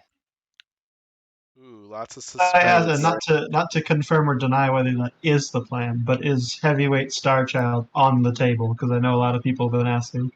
Yes, that is one thing that is being discussed. So there is a number of things that we can do, and there are many options. More bike rack, I hear. Become a hammer bot. Obviously the best choice. More parallax. Best It's idea. just return parallax. Yeah, that'd be cool. The Actually, April would like to Fool's see the joke return. should have been the return of Parallax. I mean, all these consider parallax held up really well to that Tyrannosaurus Rex. For being honest. Alright, can I say something about Sawblaze? Go right ahead. The evolution of its design and how it just keeps getting better, a better design every year. Like if you take a look from its first appearance and now, it's changed so much. Yeah, definitely agree with that because like it started off with that decision it probably should have won against Razorback in 2016. Oh gosh, we don't talk about that. All those dominant And now it's a performances god. this season against Minotaur, Mad Catter, Hijinks, P1. Like I could if Jameson can avoid slipping up, because like Brandon has said, and what Jake has said had in the last podcast as well, involving like Victor Soto, for example, like one driving mistake is all it kind of really takes to kind of like lose the fight, and that's kind of how Sawblaze's losses almost all of them went down due to some driving errors by Jameson, because like. It's like, let's see, the Monsoon fight in 2018, he exposed his backside for Monsoon very early into that match. Yeah. Uppercut, he exposed the sides of one of his forks to Uppercuts, and Uppercut landed a big hit on them. Let's see, Endgame from this season, tripped up, and it was a bit of a slow recovery from that one, I feel, but... He just needs to stop twerking on vertical spinners and he'll be fine. Yeah. Yeah. I think it was a Witch Doctor is one of the few robots that just it went head on, and he just straight up lost that head on. Yeah. When they first fought, not the second time. Yeah, I definitely think if Jameson can keep his driving on point for his remaining fights, I feel we definitely could see Sawblaze hoisting the giant nut at the end of the next episode. Because that would be so cool. I would love a Sawblaze win. Oh yeah, hands down. It'd be really neat to see Sawblaze winning it, and it's got a really tough path to get there. But then again, who doesn't? Oh yeah, definitely. Yes. Every path is a hard path in this round of 32. Easy road. Yeah, and so we'll see Sawblaze take on Riptide, and Civilian and I already have our takes on that fight. So, yep. Let's do this, baby. Yep. We got a spicy take for that one. Riptide winning? Spicy Is that your take? this. Yes, sir. Yeah, we're predicting Riptide for that one, but that's gonna be a banger of fight. I could see that one being the first fight of the next episode. I'm predicting it's either gonna be that one or Minotaur and Witch Doctor. I could see Tantrum and Cobalt as well. I feel Blip and Hydra will be the last of the top 8 fights, just because I think lots of people would be hyped up for a flip fest. Yeah. That's especially between probably the 2 biggest flippers in the competition this season. So yeah. So anyways, Yeah, it's too bad to see P1 go out after such an amazing run this season. But since I won't be able to ask, couldn't have asked for much better. Oh yeah. Hopefully P1 we'll had see you guys in bounties. Well, it could have been better, but Well, it could have been better. But in my like wins over Valkyrie and Hypershock, like if you had said to me before the season, I would have been ecstatic. So. Especially Yeah, compared to last year. Hypershock this season yeah. was quite a bit better than Hypershock of previous seasons, though, too. So. Oh yeah, exactly. No debate.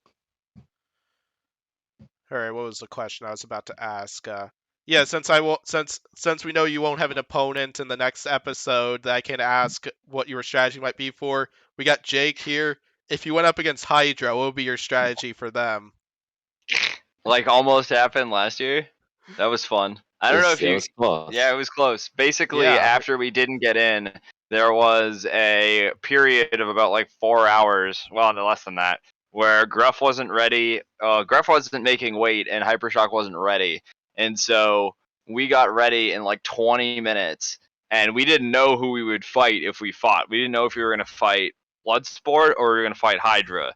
And I really wanted to fight Bloodsport and not Hydra, so I put on the stuff to fight a horizontal, and because I thought we had a legitimate shot at beating Bloodsport. And Probably. the Hydra fight, I was thinking of it during when we were sitting in queue, being like, all right, if we have to fight Hydra, what will we do? And it would pretty much just be drive around in circles and hope you get stuck in the floor. And plow into the side if you do. It's honestly not a bad tactic. Yeah, it's not a bad strategy, especially if you did fight Hydra this season. Just knowing that the floor has costed Hydra so many fights this season. I wouldn't bother with ground game. I would do the exact same thing that I did against Hypershock. I wouldn't even bother doing ground game. I would just do short forks and try and drive. Yeah. I would also probably end up like freaking 16 feet in the air, but just once, hopefully. Yeah, incredible. So on the subject of potential strategies, just to project this here, had you beaten Sawblaze, what would you have done for Riptide? Ooh, that's a good question. Actually, yeah, I mean, I hadn't really thought about it much. Probably try and I wouldn't challenge the weapon because I learned that against Copperhead. The big thing I probably would do a similar, just don't even ground game. Like it's a thing where it's like ground game for a robot like that matters if you're coming in front to front, but if you're not coming in front to front, then you don't need it. And we would probably not even bother, and we'd go short forks again and try and get him to gyro and lift. Like if he lifts, just dive under his robot and turn him over. Because if he gets turned over, he's in real trouble. And you can get thinged on his side really easily, which is a thing that P1 loves to do, is get robots like stuck in really stupid positions. So that would probably be what we'd do. Yeah, definitely. But we got rolled, so yeah. Any questions for Brandon on any of his previous fights from the season? Yeah, when are you going back to Norwalk? April. Back in April? Ooh. Yep. Back in 3 weeks, 4 weeks. Good grief, freaking 1 month from event to event. Ugh. I have a question. Yes. Do you plan on taking P1 to like Robot Ruckus? We took it in 2019. I'm not a huge fan of the arena setup. If the arena got beefed up a ton, I would be like, okay. But I'm a little concerned about the arena. Because I'm not allowed there. No. What about as like a showpiece? Wait, why isn't Jake allowed there? Because you would put somebody through the roof. Oh, that makes murder sense. the arena. And, I was just assuming that he was banned, not Hydra. Yeah, that's what I was thinking based off of how Jake said that. No, we would get a lot of. Well, let me go back. Yeah, I would be happy to bring it as a showpiece. I mean, if it was a situation where the stars aligned and it was, because it's in Florida, so it's not the easiest event to get to for me. But if it was a situation where it worked for everybody, I would absolutely be happy to bring it. I'm just a little concerned about fighting in the arena. I It mean, we were the doesn't have ones in 2019 who had our fight canceled because because Krusty Krab nearly put Big Dill through the wall. Yeah. So because we Yeah, were gonna fight luckily, Gruff. Yeah. they changed the arena from sides from wood to metal. So there's no just shatterings of wood every single time Hypershock hits in. Yeah, I heard they made some upgrades this year, but the did. schedule didn't even work out for me this time, so it was a situation where I just didn't even look into it. So if they beef the arena up significantly, I'm definitely down in the future, but I'm a little concerned if it's the same as it was in 2019. Even with the upgrades, I think Claw Viper broke the arena this year. Oh yeah, they Wow, did. that's crazy. They did. Wait, were you Remember there that shit at that made the season? Robot Ruckus? I wasn't there, but I know what went down. Yeah, it was Claw Viper and I believe Gruff. I think it was Slammo. It was Slammo, yeah. Slammo, yeah. It was Slammo. Broke the arena. I think Gruff might have been I think Gruff was supposed to be the next fight before they were banned from fighting for breaking the arena. I know they used the arena for a few things after though, and it was generally fine with things that were not Claw Viper. So we'll see. They mostly after that they stopped doing the 250 pounds for that day because it's a 2-day event. That was on the first day. They stopped doing it and then they focused mostly on the 15 and 30 pounders. Yeah, so anything else on P1 vs Sawblaze or any of P1's other fights from this season? I got something really small. What you got, Spin? I got something really small for Sawblaze. It throwing its belt in this fight does concern me a lot for upcoming fights. Oh man, that's in fact, awesome. Brutal. I was sad they cut I had what I thought was a funnier line, which was we were getting scooped by Sawblaze. It was like maybe a minute left in the fight, and I looked at Luke. I just stood back, put my controller down, looked at Luke, and was like, "Objective survive," and he was like, "Yes, objective survive." As we're getting just blasted. Amazing. Yeah, and then shout out to Brandon not just for coming tonight, but the wedgelet I got from P1 off their site. If they got parts there, I'd highly recommend checking those out if you want a piece of Battlebots history. Wedgelet from P1 vs Sidewinder. It might have been untelevised, but I love Sidewinder. It's such a neat robot, so definitely glad to have bought that from them. So. Yep, we got plenty of other stuff up now, so yeah, go definitely. and buy stuff. Yep, I'll put the link to their site along with everything else, along with all their other social media info in the description, along with Waiachi's, so, and the co-host. So cool. Do I really need a car, or can I spend it on my BattleBot souvenirs? I mean, what do you think I've done? I've got 13 parts right over here. Build the car out of robot parts. Yeah, which I do plan to do a podcast probably near the end of the season showing off a lot of these, since I haven't shown off a lot of these parts during these podcasts, so, but it'll be a fun time. Anyway, let's move on to the next one. This is the last fight of the episode. Oh wait, no, this one. Okay. And we this is because BattleBots did upload that. Zassa, I'm gonna let you go first because I know you had some pretty big opinions on this one. I mean, I don't think they're anything different from what a lot of other people have had to say, which is just everything about this sucked compared to what we could have gotten. Yo, can I just say, this is by far the worst bonus fight title I've ever seen in my entire life as a human being. Yeah, I would probably agree with that. The entire title is basically just Whiplash loses. Yeah, I was gonna say that. It's gotta be whoever did the titles for the Amazon event. Where it's don't look, this fight is too brutal to watch. It's all right, thank you for that. I will not click. Yeah, that's how I felt with me being a Battlebot supporter on Facebook and seeing the fight early. And Oh God. yeah, pretty much. I got the notification that Battlebots added this fight up onto the supporter hub, and right when I click wanting to watch that fight before going to my one class of the day on Thursdays, yeah, I see the title and it hints at me that Whiplash is gonna lose and possibly lose controversially. I don't know about the second part, but the title was kind of hinting on that, and Yeah. Battlebots is definitely better at like definitely the first few bonus fights. The titles were spoiler worthy, as I know when Jackpot and Deadlift went down, they hinted that Jackpot was gonna win, although we all kind of knew Jackpot was gonna win that one, right, Pory?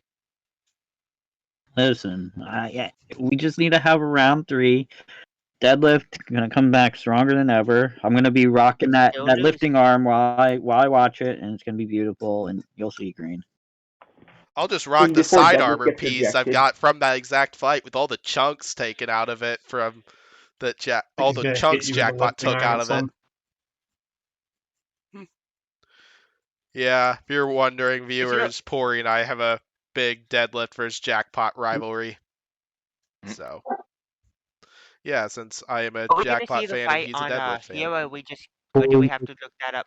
Pory, I'll say this one last time. A Deadlift lost to a 10-pound robot. That's true. That is Listen. true. I don't want to hear it because I have Deadlift's lifting arm, and it's neat. So that means it should He's win. gonna like smack one of you with Hey, yo, that but didn't lifting he- arm at some point. I mean, I've got Deadlift Use side the armor that I chaser. could use to defend myself. So, I I don't mean, know. That side armor didn't do enough. wasn't the side armor from the fight where it beat Jackpot? no, where it lost to Jackpot.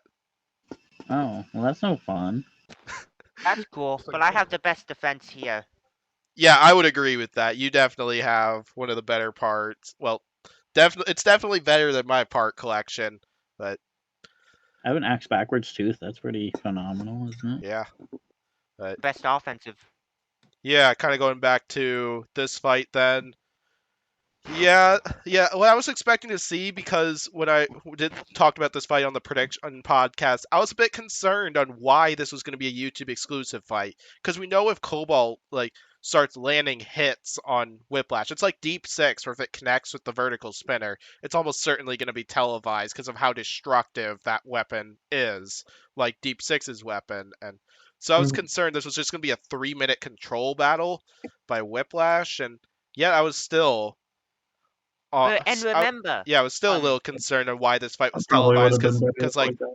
we saw that big hit from Cobalt after Whiplash got stuck under the rails there, and then we saw the double KO where Whiplash got stuck again under the rails, and Cobalt I think got high centered on debris is what I'm hearing. Yeah. okay, Cobalt got high centered, and from the looks of it, Whiplash lost half of its drive. Yeah, Whiplash looked like it lost part It, of its it drive lost on drive, that and first hit. while trying to crab walk its way out of the short corner, it managed to beach the wedgelet underneath the shelf there. The second time there's been Probably a had to double come KO. and pry it out with a crowbar. That's like the second time we've had a double KO with the shelf involved. Wrong one. I really don't like the shelf. Disappointment is immeasurable, and my day is ruined. I think the shelf is fine. It just needs to be less prominent. The problem I had with this fight personally was the broadcast just not being what happened. Yep. And the editing was awful. Oh yeah, that was so dumb. So, and saying the whip Cobalt's weapon couldn't spin down, which is just to what I have heard, just not correct. Being in that's what confused me when I watched it, Yeah. because I was like, I don't remember that at all. You know, granted, I wasn't paying too much attention, but it has a noticeable death hum. So you figure if you're sitting there for 20 minutes waiting for it to spin down, that you'd notice that. And then a couple of the RDC guys confirmed it. Like, yeah, no, we spun down pretty quickly. They just had weird. Weirdness about what they wanted, which was different from what they usually want. So, there's a lot of weird things about this fight, and it sucks that what we saw, we know we could have gotten something so much better, and we didn't, and that's such a shame to me. Yep, and it stinks that that's the kind of thing that has to send home somebody. And Yeah, it did for definitely. Especially such a high Matt. caliber. Either way, whoever was going home. We won't ever see this again, though, will we? Oh, probably not. We might see the big hit that Cobalt got if in a future fight by Cobalt, because that first hit it got was an absolute beast. But yeah, so I'm still waiting for the day when Cobalt bounces itself out of the arena trying to self-right. yeah, definitely. That'd be incredible to see. But because we know it can fling itself pretty hard. oh yeah, definitely. And I think the one thing that I did get out of this fight that I enjoyed was seeing Cobalt get itself stuck again, because that was something on my my bingo card for this year. yeah. So what I did thought that Zassa, do you was know exactly what that was that Cobalt got stuck underneath? it was Currently it was a watching the piece fight of right Whiplash that it ripped off. I'm not sure exactly what piece, but it was something that tore out of its backside. Gotcha. So technically, they should have been immobile, no free on stick, but Whiplash should have got unstuck. So Whiplash should have won. It's basically the question of could Whiplash have then had controlled movement, and I'm really not sure. All they had to do was for 10 seconds. Yeah, but that's what I'm Just saying. enough for Cobalt to get counted out. Yeah, I think Well, they based don't off have of a what we have seen don't have a- based off of crab walking, my guess is he probably wouldn't have been counted out if he did get unstuck, but I don't know Although for Whiplash sure. doesn't. Yeah, Whiplash doesn't I have was a mini rewatching bot the to. fight just now. It was when they got the first hit on Cobalt. It was one of the back pieces. Mm-hmm. Yeah, Whiplash doesn't have a mini bot to like Hydra does, so it can't do mind games on the refs. I have a mini bot. Hydra's got a mini bot. That's news. I think he's talking about Black Dragon. Where's this coming out of? Yeah. Oh wait, oh. That's what that hole in Hydra's for. It's a little container Cobalt had for a it. mini bot, I think you mean. Yeah. I'm having a brain meltdown. I'm wilding out. That's me with some of the homework I was working on today. But yeah, it was nice to hear some confirmation from Whiplash and Cobalt on social media about this fight, because Yeah, there was a lot going on with this one that Zassa was talking about that just wasn't right about this fight. And it's really unfortunate to see the runner-up from last season go out like this. And while I did predict Cobalt to win this, like it's still a heartbreaking thing. It just feels so strange. It's like, all right, sitting runner-up, undefeated up until the round of 16, only had 2 fights made it to TV, and that just feels like so. That's one of those things that people complain about. It feels like Comedy Central. You had like the Big B was famous for that, where they made it to the finals of the lightweight division with only the finals getting televised, and everyone jokes about that being like, yeah, that's terrible way to run it. Finals. And then this is very similar to that, where it's a big name barely getting anything on TV. It's just like, see, that it doesn't even matter how good you are or how fan favorite you are; they'll drop you like you're hot anytime. Yep. Yeah, it was one thing when Endgame went out the way it did in this episode, but then Whiplash as well, because Endgame went down to brute force at least, and really entertaining fashion. We'll get to that fight next, though. That is definitely something I enjoyed, though, with seeing a ton of people posting their brackets online and saying the final was going to be Endgame versus Whiplash again, because people have it in their mind that things are static. But knowing that both of them go out in the round of 16, just watching everyone we only have one Final Four robot left. Yep. Last year. Yeah, definitely. And it's Tantrum of all things. That still feels, just thinking from 2019 feels so strange. I've been telling y'all, Tantrum's the new hype. Sorry, but I'm still hyped for it. Minotaur. Love it. Minotaur is still the robot I've got winning it all. Hey, If we that's get a fine. Minotaur versus Tantrum final, I think I I'd can love die to see happy. that. I think that'd be an epic showdown. That'd be really So then I cool, can make in fun my of opinion. Green when he loses. No shot. So far, from what I could tell between the no competitions between you two, Green always comes out on top. Oh yeah. Yo, okay, hold on. That's not fair. That is not fair. Yep. Green metagames on the Robot Arena 2 competition, so. Oh, shut up. That's your fault. You don't pick. That's your fault. You don't pick a lot of the top tier robots, Mister. Bro, I'm just including in the Civ, you're the one that metagames in the RA2 competitions. You're the one that had a hissy fit because we gave you Huntsman in the King of Bots thing because it wasn't meta enough. Sucks in the mod. No, it doesn't. It sucks in real life too. What are you talking What's about? Huntsman again? It's the hammer without a freaking wedge. It's a reverse wedge hammer. Even I knew how to use that one. Yeah. It's kind of fun to use and stuff.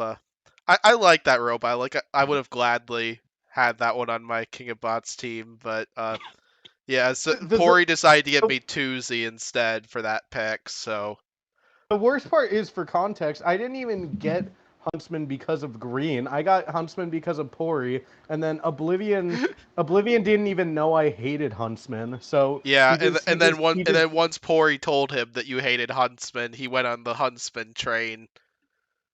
No, he did. Well, I think Pory told him afterwards. I don't remember, but leave it up to you guys to bring on like BattleBots builders on the podcast and then just bicker about Robot Arena too. Yeah, I was just about to say.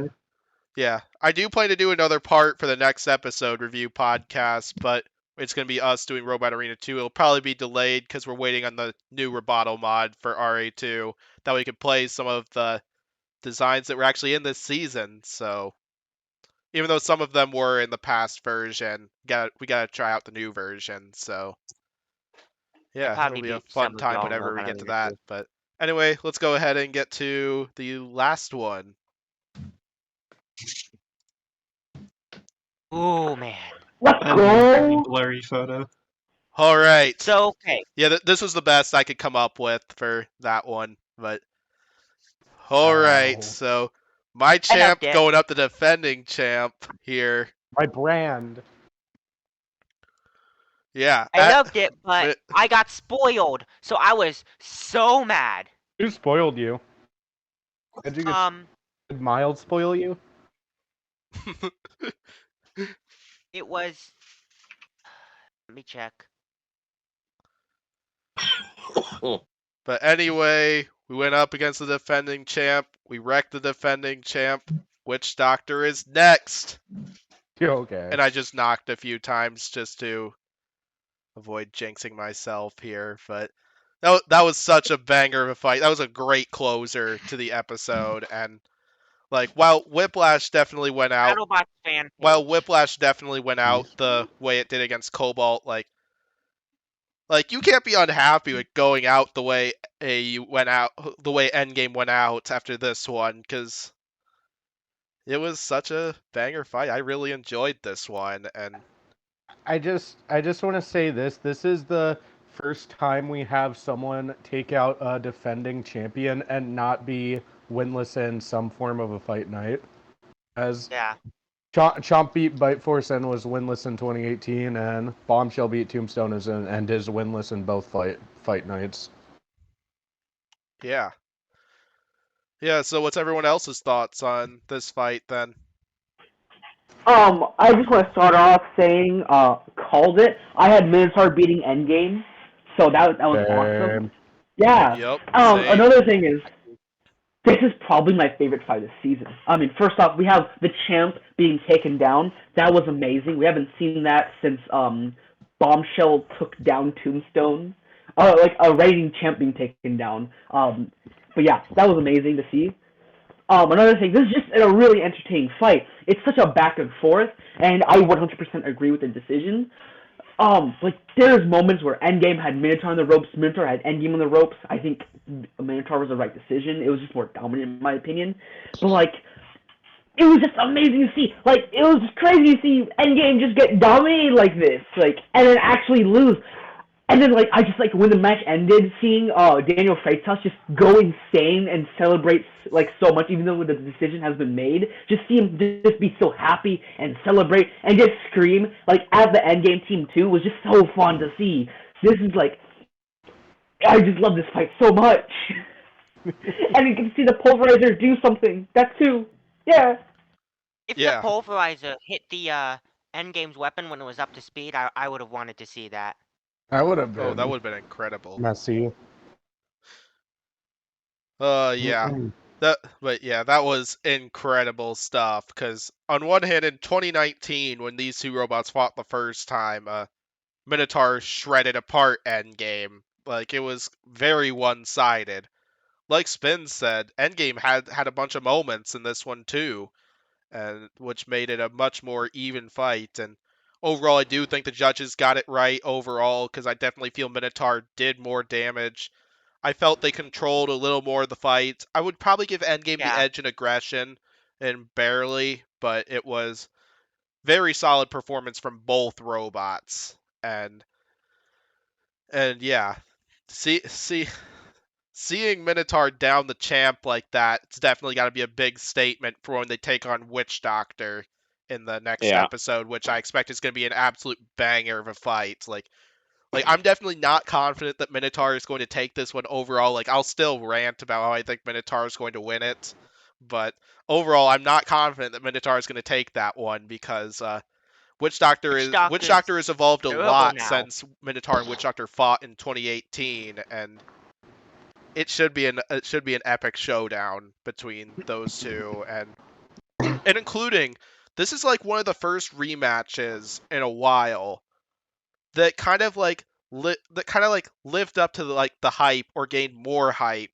than the previous one did. Because we've seen quite a few rematches from like past seasons where some of the hype just wasn't there for other parts of it, for the rematch bit of it. And it was great to see this one turn out great for us and live up to its expectations. Yeah, definitely. Yeah, Zassa, you got anything you want to talk about this one, since I know you attended this one as well?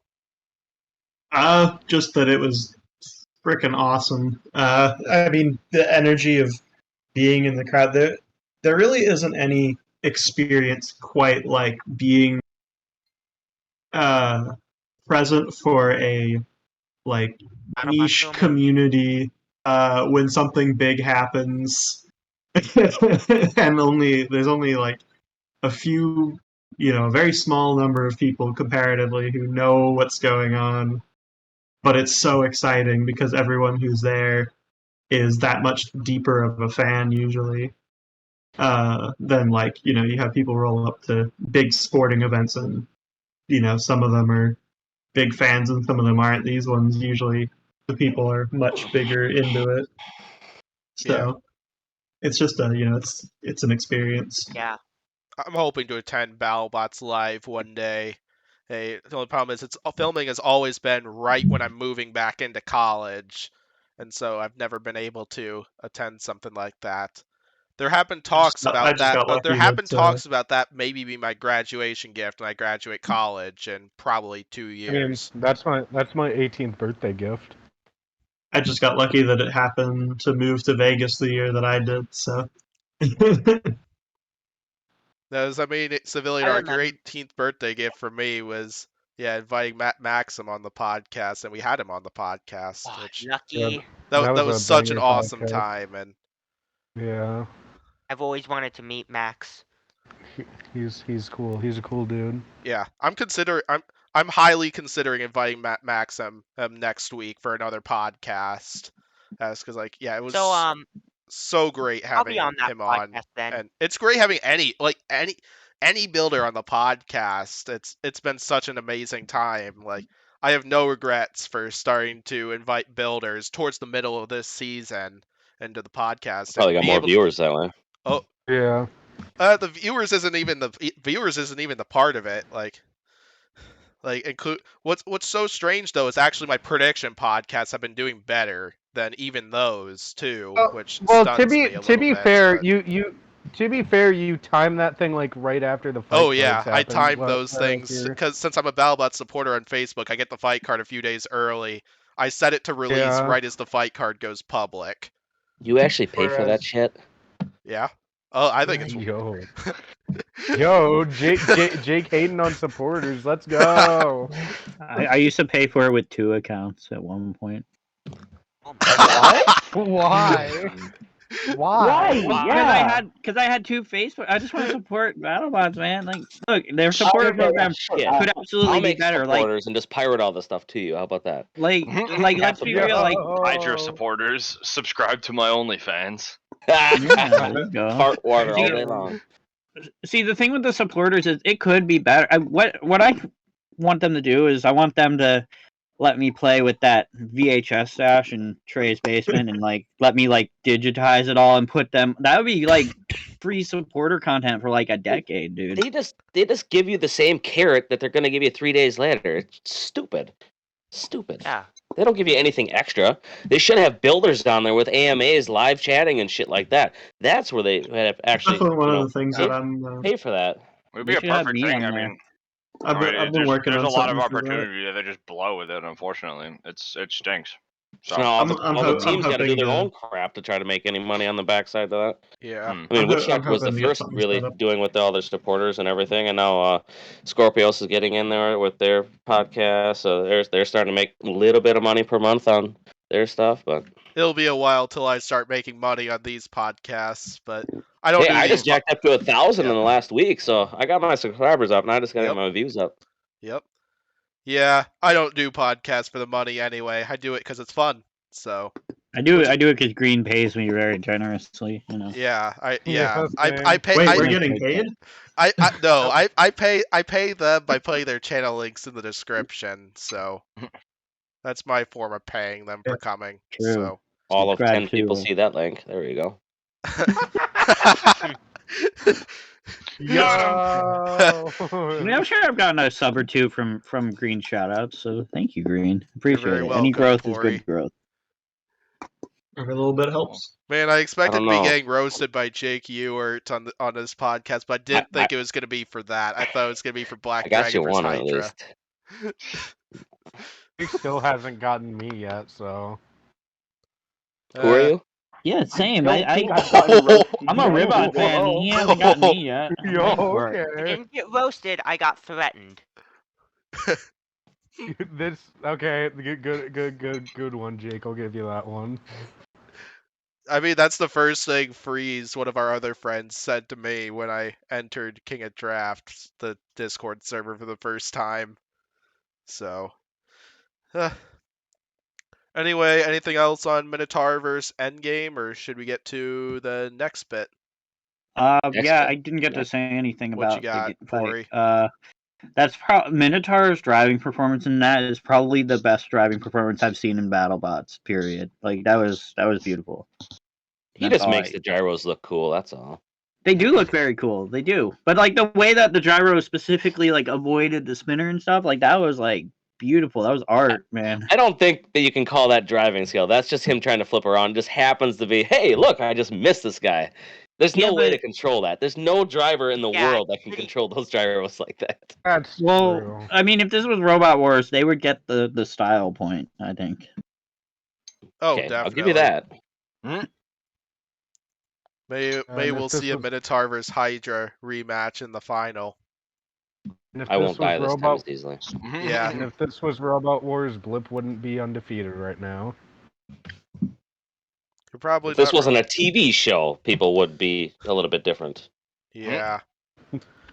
Anyway, let's get on to the next segment, unless if somebody else objects to this. I object. What is it? Well, too bad, because we're gonna get on to this. So, Oh, I actually have ones for all of these. all right, Pory, go ahead and make your selection then. Basically, we know that Okay. these 4 awards are probably gonna be given out after next Thursday, so figured why not take a guess on who we think deserves them this year, and you name a few if you want, because I know there are quite a few robots that have potential to win each of these categories, and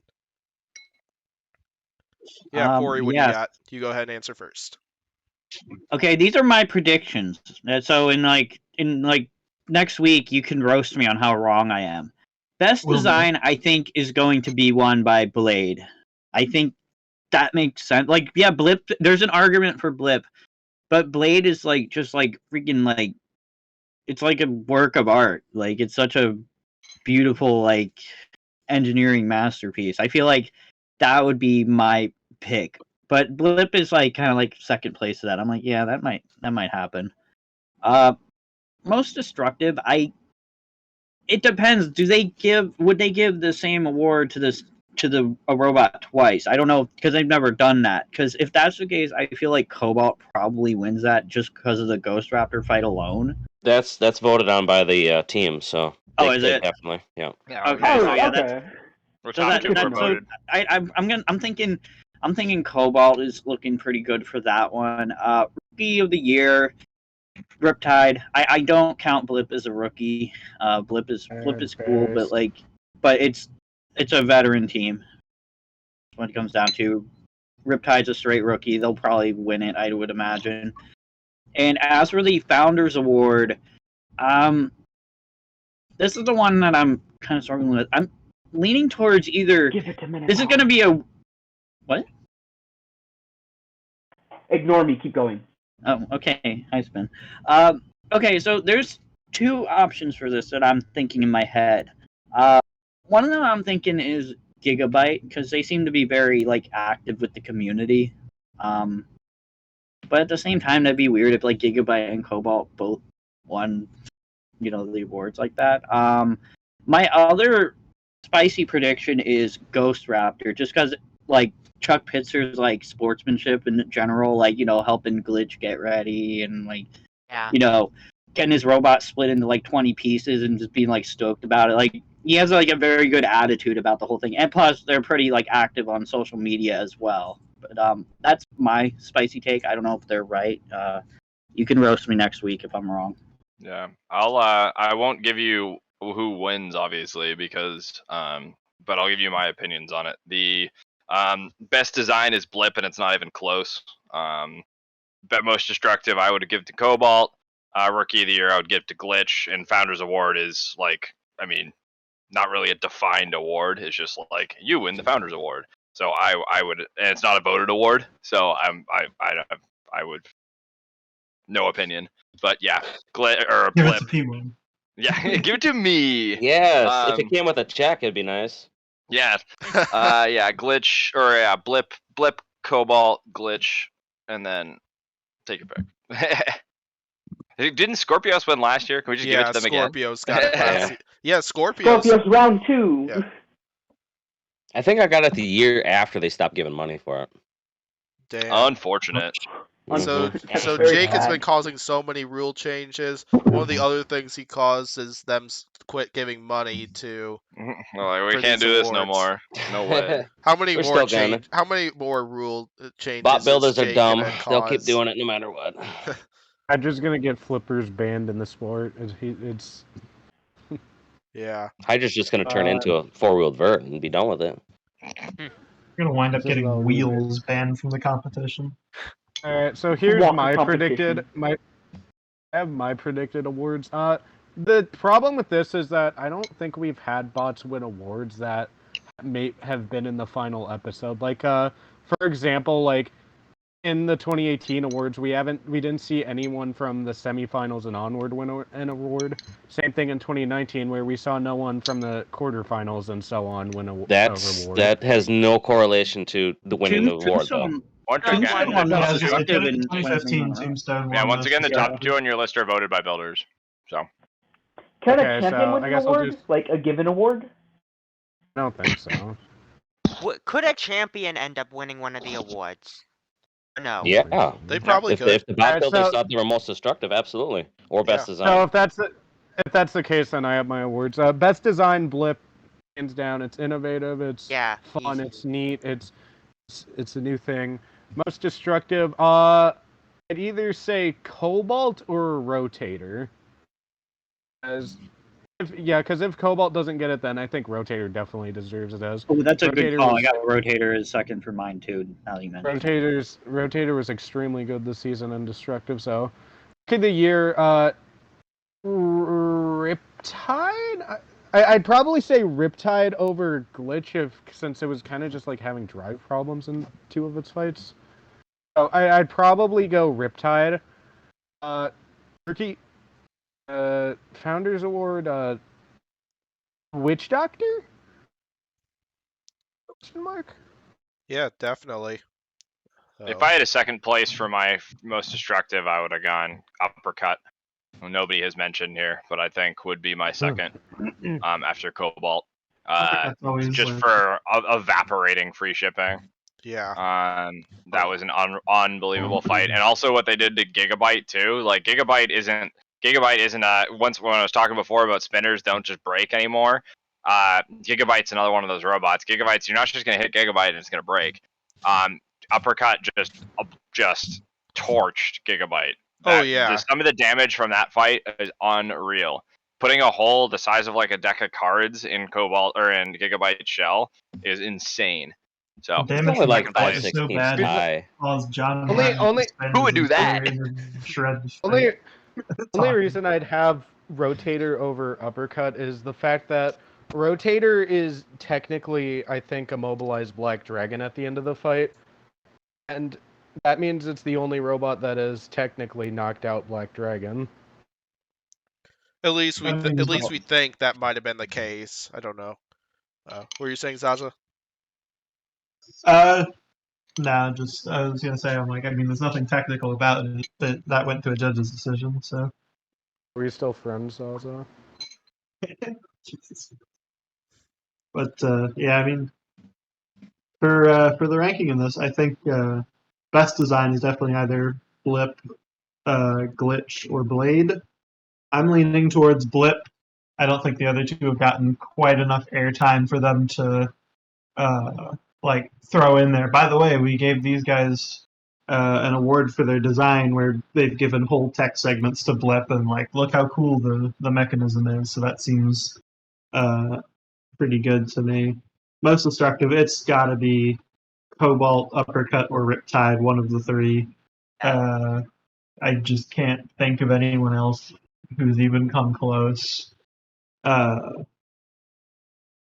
Rookie of the Year, it's either Glitch or Riptide, based on how some of those other awards go. Blip is in the running, but again, it's weird whether it'll get counted as a rookie because it's from an established team, so it's hard to say. Founders Award is the weird one. I think it could go to a whole bunch of robots. I think it could go to it could go to Glitch, it could go to Tantrum, it could go to Witch Doctor, it could go to Minotaur. I'm fairly confident actually that if Minotaur doesn't win the nut, then they'll give it to Minotaur as I don't want to say consolation thing, but how hard they're riding the emotional journey there, they got to give them something. I think Pory's kind of onto something with the Ghost Raptor angle though. That's a very big possibility, especially with how much focus they've been giving them this year compared to last year. So I don't know. There's a number of candidates on each one, but I think if I had to lock it in, I would say Blip, Cobalt, Riptide, and Minotaur. Yeah, definitely. Can I go next? Go ahead, Spin. Okay, best design. Come on, I think everyone's thinking it. It's obviously Switchback. Just kidding, Blip. Most destructive. I was thinking Cobalt, but the more I think about it, I think Riptide should get it for what it did to Uppercut, for what it did to Shatter, and then I feel like they're gonna give a lot of weight for them killing Duck. Killing Duck, I think this season is not too difficult depending on your weapon, but they would give it away, I think, because it's Duck. The way they killed Duck. The way they killed Duck too. Yeah. Rookie of the Year, Switchback, obviously. Okay. Seriously though, I would give it to Glitch. They're 3-0. They're really impressive. It's a shame they couldn't get it. I feel like it's a shame they couldn't get ready in time for round of 32. I think they would give Glitch Rookie of the Year as a consolation. And if Blip counts as a rookie and it doesn't get Best Design, I think they would get Rookie of the Year perhaps. Or if Riptide doesn't get Most Destructive, possibly get Rookie of the Year if it doesn't win other awards. Can bots win multiple awards? I don't know. Founders Award, I was thinking Minotaur because like they've given the team lots of attention. They fought. They're like such an emotional journey for them, and just the big upset and just being really great team. But like Pory made a great case for Ghost Raptor. Like they also have been getting a lot of attention in editing, and they're just such a good team in terms of sportsmanship, getting the bot ready, and have been active on social media. So my vote for Founders is Ghost Raptor. So Best Design, Blip, Most Destructive, Riptide, Rookie of the Year. I already forgot what I said for Rookie of the Year. Glitch, that's right. Founders Award, Ghost Raptor. Base. I really thought when you started you were just gonna name Switchback for every award. I was really tempted, I'll be honest. I really want to say Switchback. Yeah. Hey Brandon, when did they actually do this vote? Was it after the tournament? Before the tournament? I don't remember what day they actually did this stuff. Yeah, it was late. It was late. Like there could be a lot more fights that people haven't seen yet, right? Yeah, that certainly is something that could have happened. Yeah, so anyway, with mine then, Best Design, I was thinking the 3 that Zassa meant, but when Spin threw Switchback into the mix, I definitely think Switchback is up there, but I would probably give it to Blip, with either with Glitch and Switchback kind of being like a close second place, I feel, because both of those two each have some really interesting technological innovations that we haven't really seen yet, at least with those types of robots. Yeah, Most Destructive. Spin kind of beat me to it again, but overall, I would probably say Cobalt as well, but Riptide is up there as well. Same thing with Uppercut.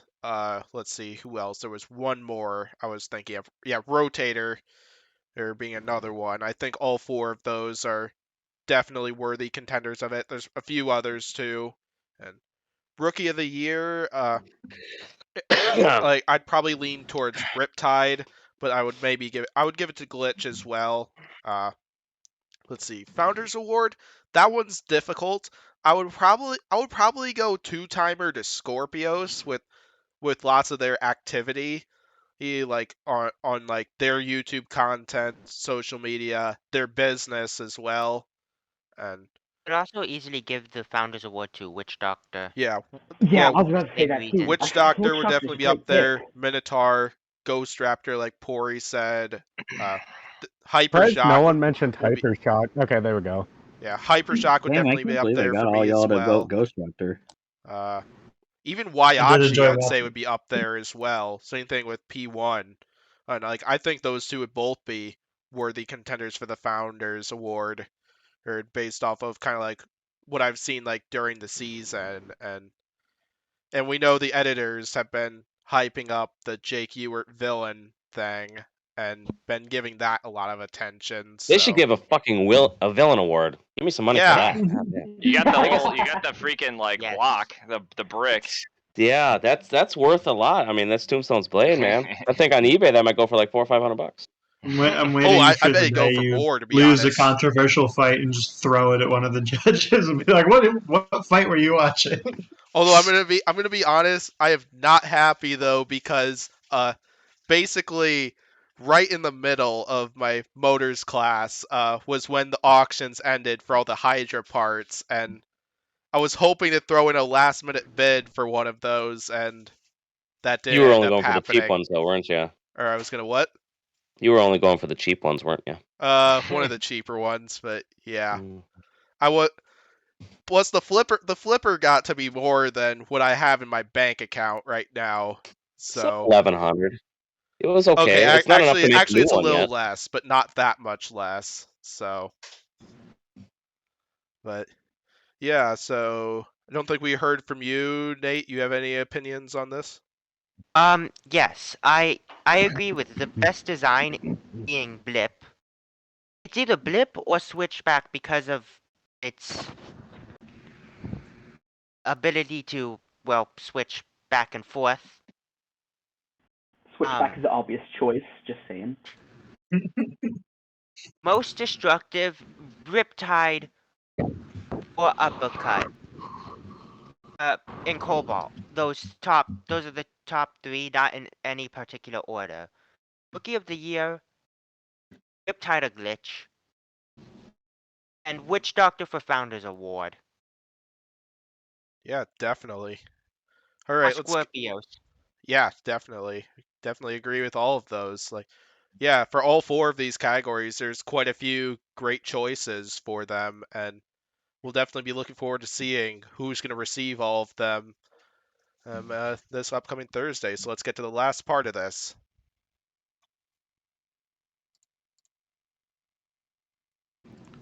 All right, so we got the 4 confirmed matchups for the next episode. Like we're gonna see up until who claims the giant nut, but it's not going to be confirmed who's going to be fighting in the Final 4 or the championship without spoiling these 4 matchups. So thought we'd briefly talk about these 4 matchups. So No, I just realized something. what's up? There are 2 undefeated robots left in the competition. Both of them are Seems Reasonable robots. Yep. Hey, you got Glitch too. Good season this year. Well, Yeah. Glitch forfeited. Glitch forfeited, so that's technically a loss on them. Yeah, that's true. Not really. I mean, If you want to look at bots undefeated this year, the way to go is Double Jeopardy. They haven't lost at all this season. That's It's true. been really incredible. Big Bill, Seven Phoenix, also on that What list. an upgrade. Yo, shout out to Big Dill. Yeah, wait till we Big get to Dill talking subs about in Big. the finals. Wait till we get to talking about Big Dill on the podcast. Who's The gonna way pick you Bill say up? that sounds very suggestive. Oh, I you think don't want to Minute- know. I think Did he Minotaur not tell versus you Witch about it? Doctor is gonna turn out very different than last time they fought. That's not the right pink. I'm So- still rooting Minotaur on that one, but the way Witch Doctor dealt with Copperhead makes me a little nervous. I'm not gonna lie. I'm gonna snipe all my predictions right here, right now, so let's do this.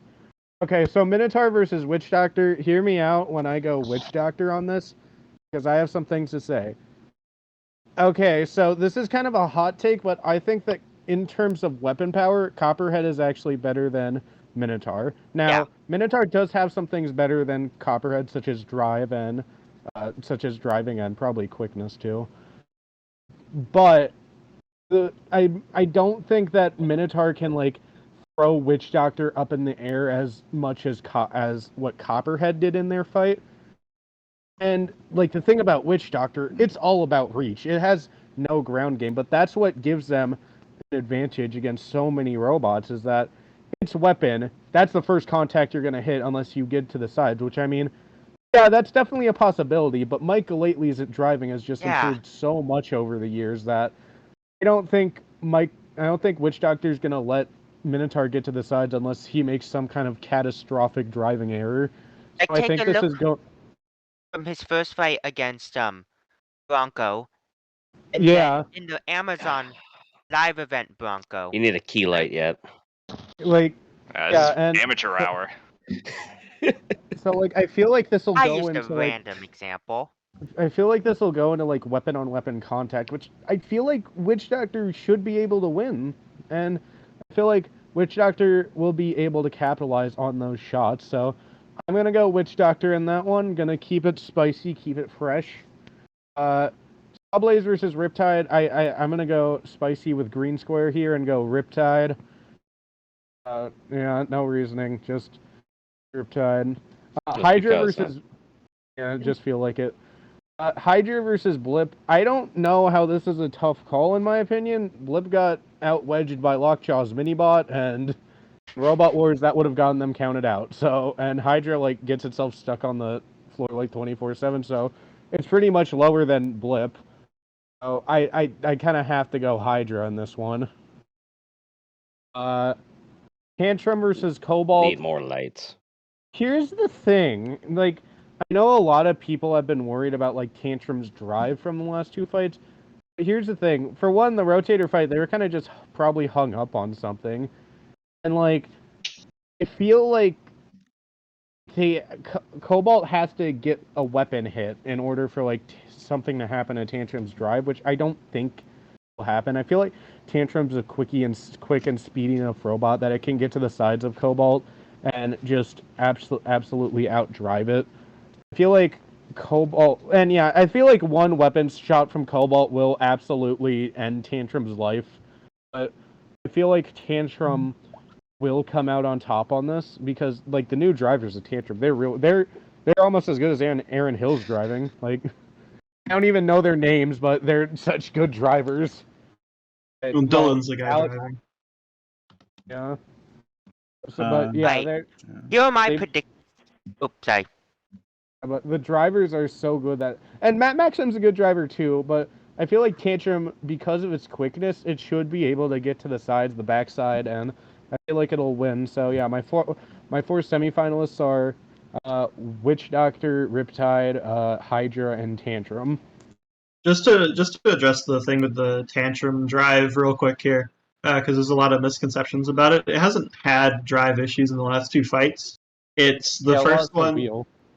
Yeah, the first one was when they hit. There was a false start, and they hit one of the floor spikes, which was what bent that wedge. Ooh, and so they were only driving on 2 wheels rather than 4. At least that's what Dylan had mentioned. So very good to know. That's what was causing them issues in the Gigabyte fight.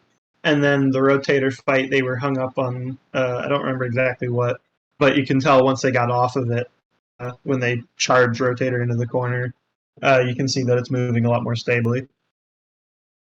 I have a few. These are my predictions. I'm keeping up with the controversial, not hot takes. Yeah. I have Witch Doctor beating Minotaur. It's just because of the fact that Minotaur, well, it's changed.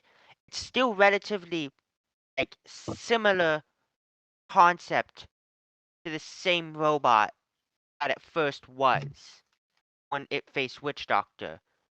But Witch Doctor has changed entirely through the way that they defend their wheels and to have the where the point of contact is in the weapon. Because if it's the same fight, you remember Minotaur's forks actually getting underneath Witch Doctor's wedge and throwing it up. Because of the fact Witch Doctor doesn't have a wedge this time, I think it's going to be the opposite. Witch Doctor throwing Minotaur. Riptide beating Saw Blaze because I don't know. I just want Riptide to win. Hydra versus Blip. I have Hydra, but it can also go to Blip if Hydra is it's stuck on the floor. Or I mean by that is for a long amount of time and gives Blip the opportunity to get into a good area. Honestly, though, I've got stuck on the floor. Who's got to my side? Come on. You can't give it to him. Fair point. I mean, Black Dragon got to your side. It just couldn't do anything. And I have Cobalt beating Tantrum. Should I go next? Go ahead, Pory. You can go next, Pory. Okay. Minotaur, Sawblaze, Hydra, Cobalt, Minotaur, Cobalt, Minotaur. Heck yeah. Okay. To quote Civilian, I'm gonna keep things spicy, and I'm gonna vote Witch Doctor. So I think what held back Endgame in the Minotaur fight is their lack of reach. They couldn't really get hits on Minotaur as often as you would want.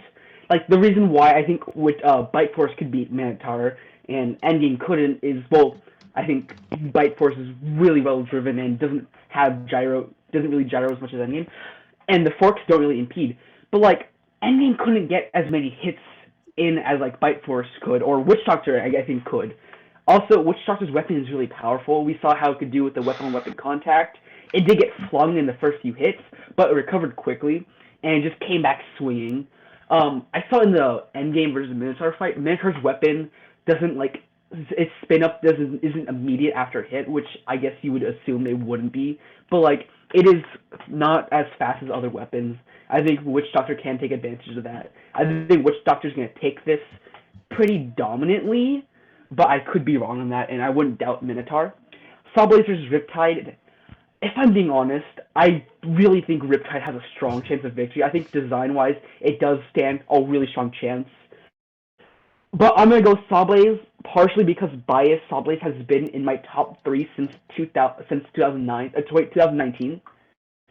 And I'm banking on its driving ability and its dominance. I mean, it's dominated like every fight it's been in, apart from Endgame.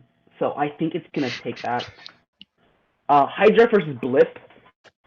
I'm going to go Blip, partially because bias. I really love Blip. I think Aaron Hill is an excellent driver, and I don't know how Hydra's going to hold up in terms of reliability. There's been 50-50, and although like people have gone to the side couldn't do anything, case in point, Black Dragon, I do think that Blip has better ground game than Black Dragon. I think they could get under the side panels of Hydra possibly and take advantage of any mistakes that Jake would probably not make because they're Jake.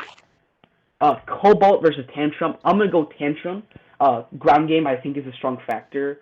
Well, being driven insanely well is another one. And I think they're just going to avoid being murdered by Cobalt's weapon.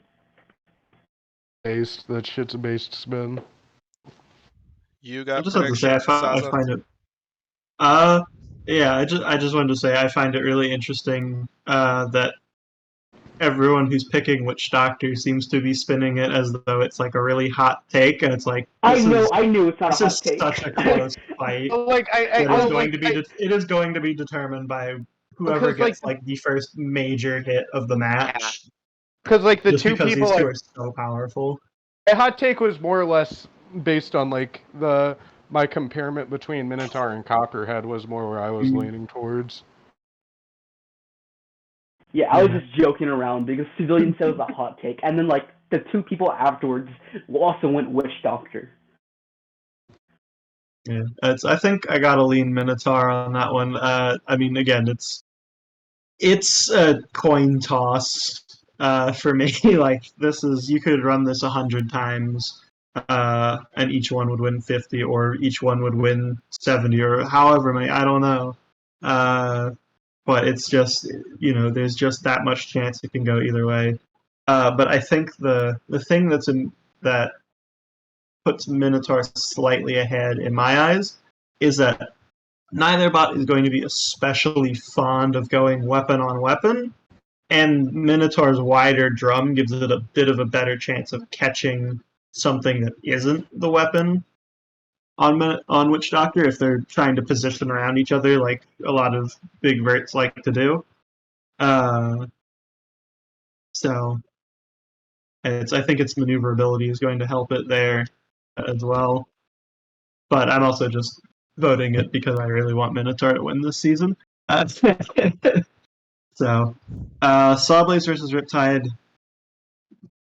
Jesus Christ, that's another one that like I don't know exactly what to say, but my heart is going Riptide. I want to see Sawblaze do really well, but Riptide is just such a cool robot, and seeing it pull off yet another major upset would be very awesome. Hydra versus Blip. I gotta go with Blip. Again, just voting with my heart here. That thing is adorable. I'm gonna rip that shit out next week for you. Sorry, Jake. But that thing is just adorable. Hydra's adorable. It needs more eyes, right? Yeah. Exactly. It's the eyes. You need I mean, not enough googly of eyes them. probably don't weigh If that you much. if you go and so slap two big googly eyes onto the front of Hydra, I will mean, vote if it you to win. if you made Hydra need seem like a two frog, I would back you giant all the googly time. You know. If you Yeah, put Slap Ribot's old foam legs on. if you Yeah, put just make it a frog butt. You know. the googly eyes onto Hydra, it will automatically become best robot. But I just gotta root for Blip there, especially because my other vote for the last fight is for Tantrum, and I would love to see how the duel of the siblings goes down. Because that would be the first time we've had two bots from the same team fight on the show, and I would be really interested to see how that gets played out, both narratively on the show and how the actual battle goes, because they utilize a lot of very similar design elements because they work so well and they're the same people making them. And if you look at the show itself as a production standpoint, the questions that you ask and you get fed, like them talking about that matchup, might be leading into something that happens further on down the road. They So don't put it's, stuff on the show for no reason. Exactly. How many times did we get asked about Hypershock? yeah, I So kind of I have a feeling definitely- a Hypershock P1 match might be coming after the controversy involving the top 32 last season. It was bound to happen. We were inches away from getting it that year too. If there'd been 10 more seconds, or maybe just 20 more seconds on the P1 Scorpios fight, that wouldn't have been. And they wouldn't have been able to say anything about it that time either, because it was one of the first bounty. Yeah. I can only imagine that eating away at the people writing like, God, we can't talk about that. Yeah. Yeah, definitely. I probably would have picked P1 to win that if that did happen. And I probably would have I picked think them last year to take on absolutely would Ice have Wave. won P1. Yeah, I could see P1 beating Ice Wave. And That's- winning a bounty, yeah, that'd be definitely. based. As long as it let Ice Wave get in some good hits, I would have been fine with it. Watching it get bullied by Scorpios brought a tear to my eye. So Yeah, so with my predictions for this, I'm not planning to go too much in depth with this because I did release a prediction podcast recently. Go ahead and check that out if you want to hear analysis on those and more. But my predictions for this, Minotaur Witch Doctor, I'm going Minotaur for that one hands down. I really want to see Minotaur win this one. Not just because they're my I really want to see Minotaur win the whole thing, not just because they're my favorite robot, but just everything that's been going on within that team this year, and all the tragedy that Daniel has been going through, and it'd be really awesome. But then, of course, that's a tough matchup. Like, all four of these could go either way. Like, I'd be shocked if all four of my predictions were right on this round because we got 8 championship-worthy contenders here. So, yeah, and then Sawblaze Riptide. Yep, my hot take for this, I'm picking Riptide for this one. It's going to be a difficult one because I definitely could see another dominant performance from Jameson here, but it'll be an interesting one.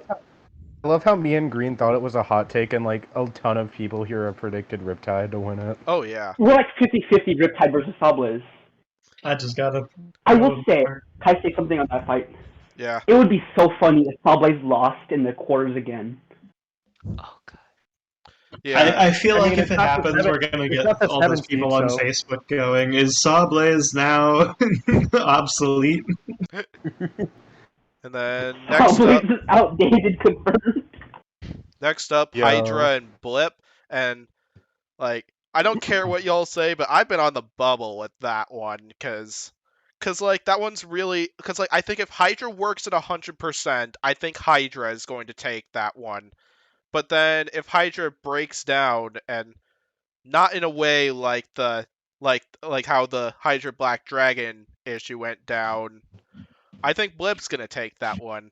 I went with Blip when I did my prediction podcast on it, but I'm kind of leaning more towards Hydra at this moment, and I wouldn't be surprised if I'm just going back and forth up until Thursday between those two, because Like, I'm the least confident about this fight than all of the other 3 fights on this one, so...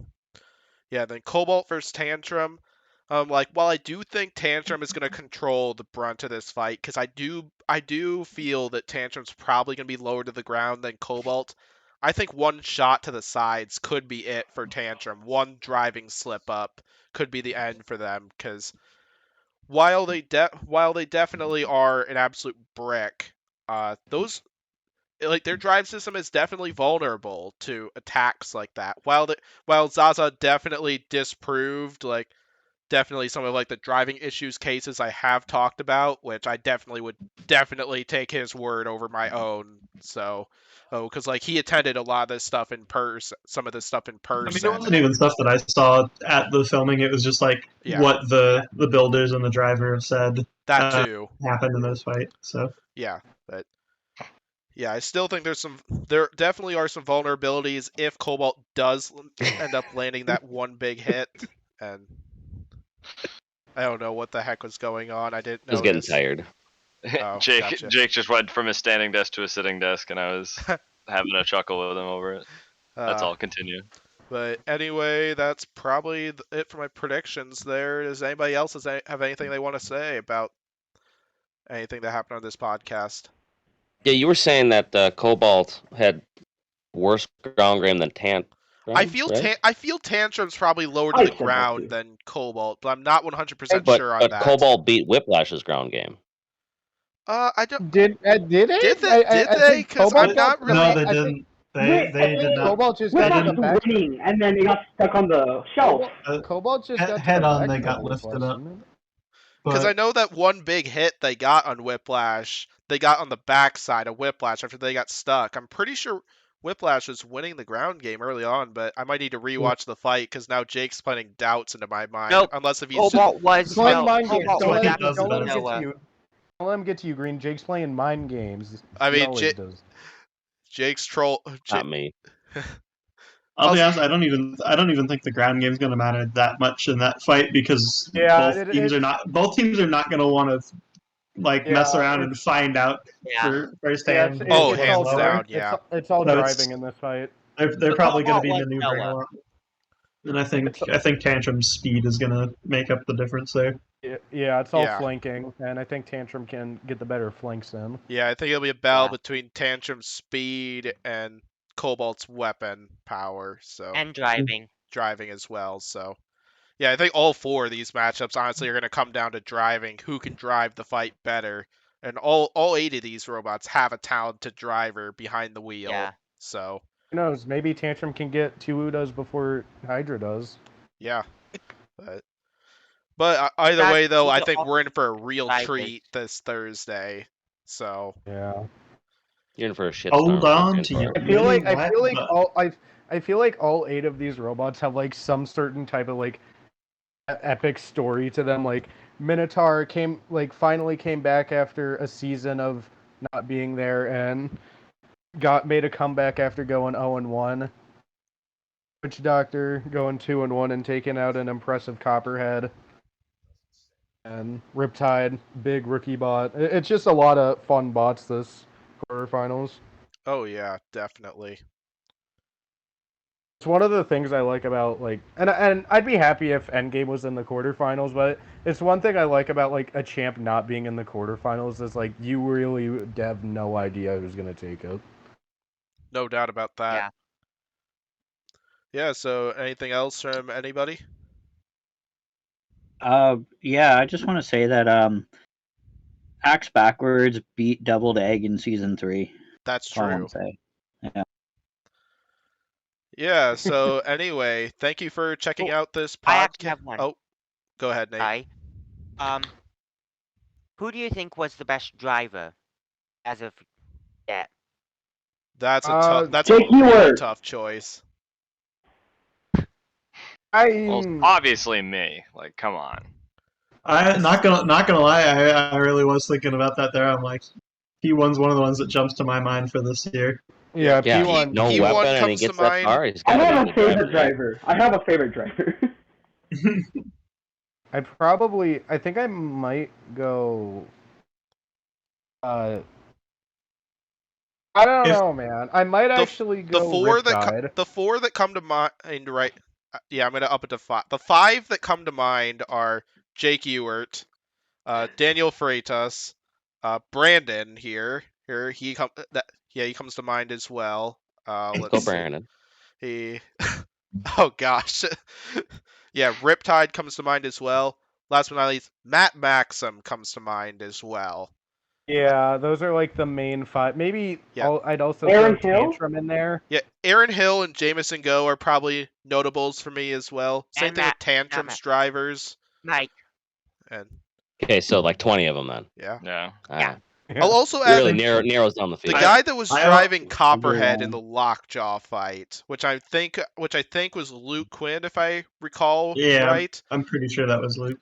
Hey, how like that's Jake amazing. when he was having drive issues in the fight, because like Copperhead was having drive issues in the fight with Lockjaw. Like Cowan revealed that they did lose a drive belt due to a hit that Lockjaw got on them, and he did a great job hiding it, and that's probably the reason why Copperhead got that decision, just because I'm guess that wasn't really noticeable because of how well he drove that fight. So I think you mentioned Lockjaw there. I think Donald's always on the list oh there. yeah, hands down.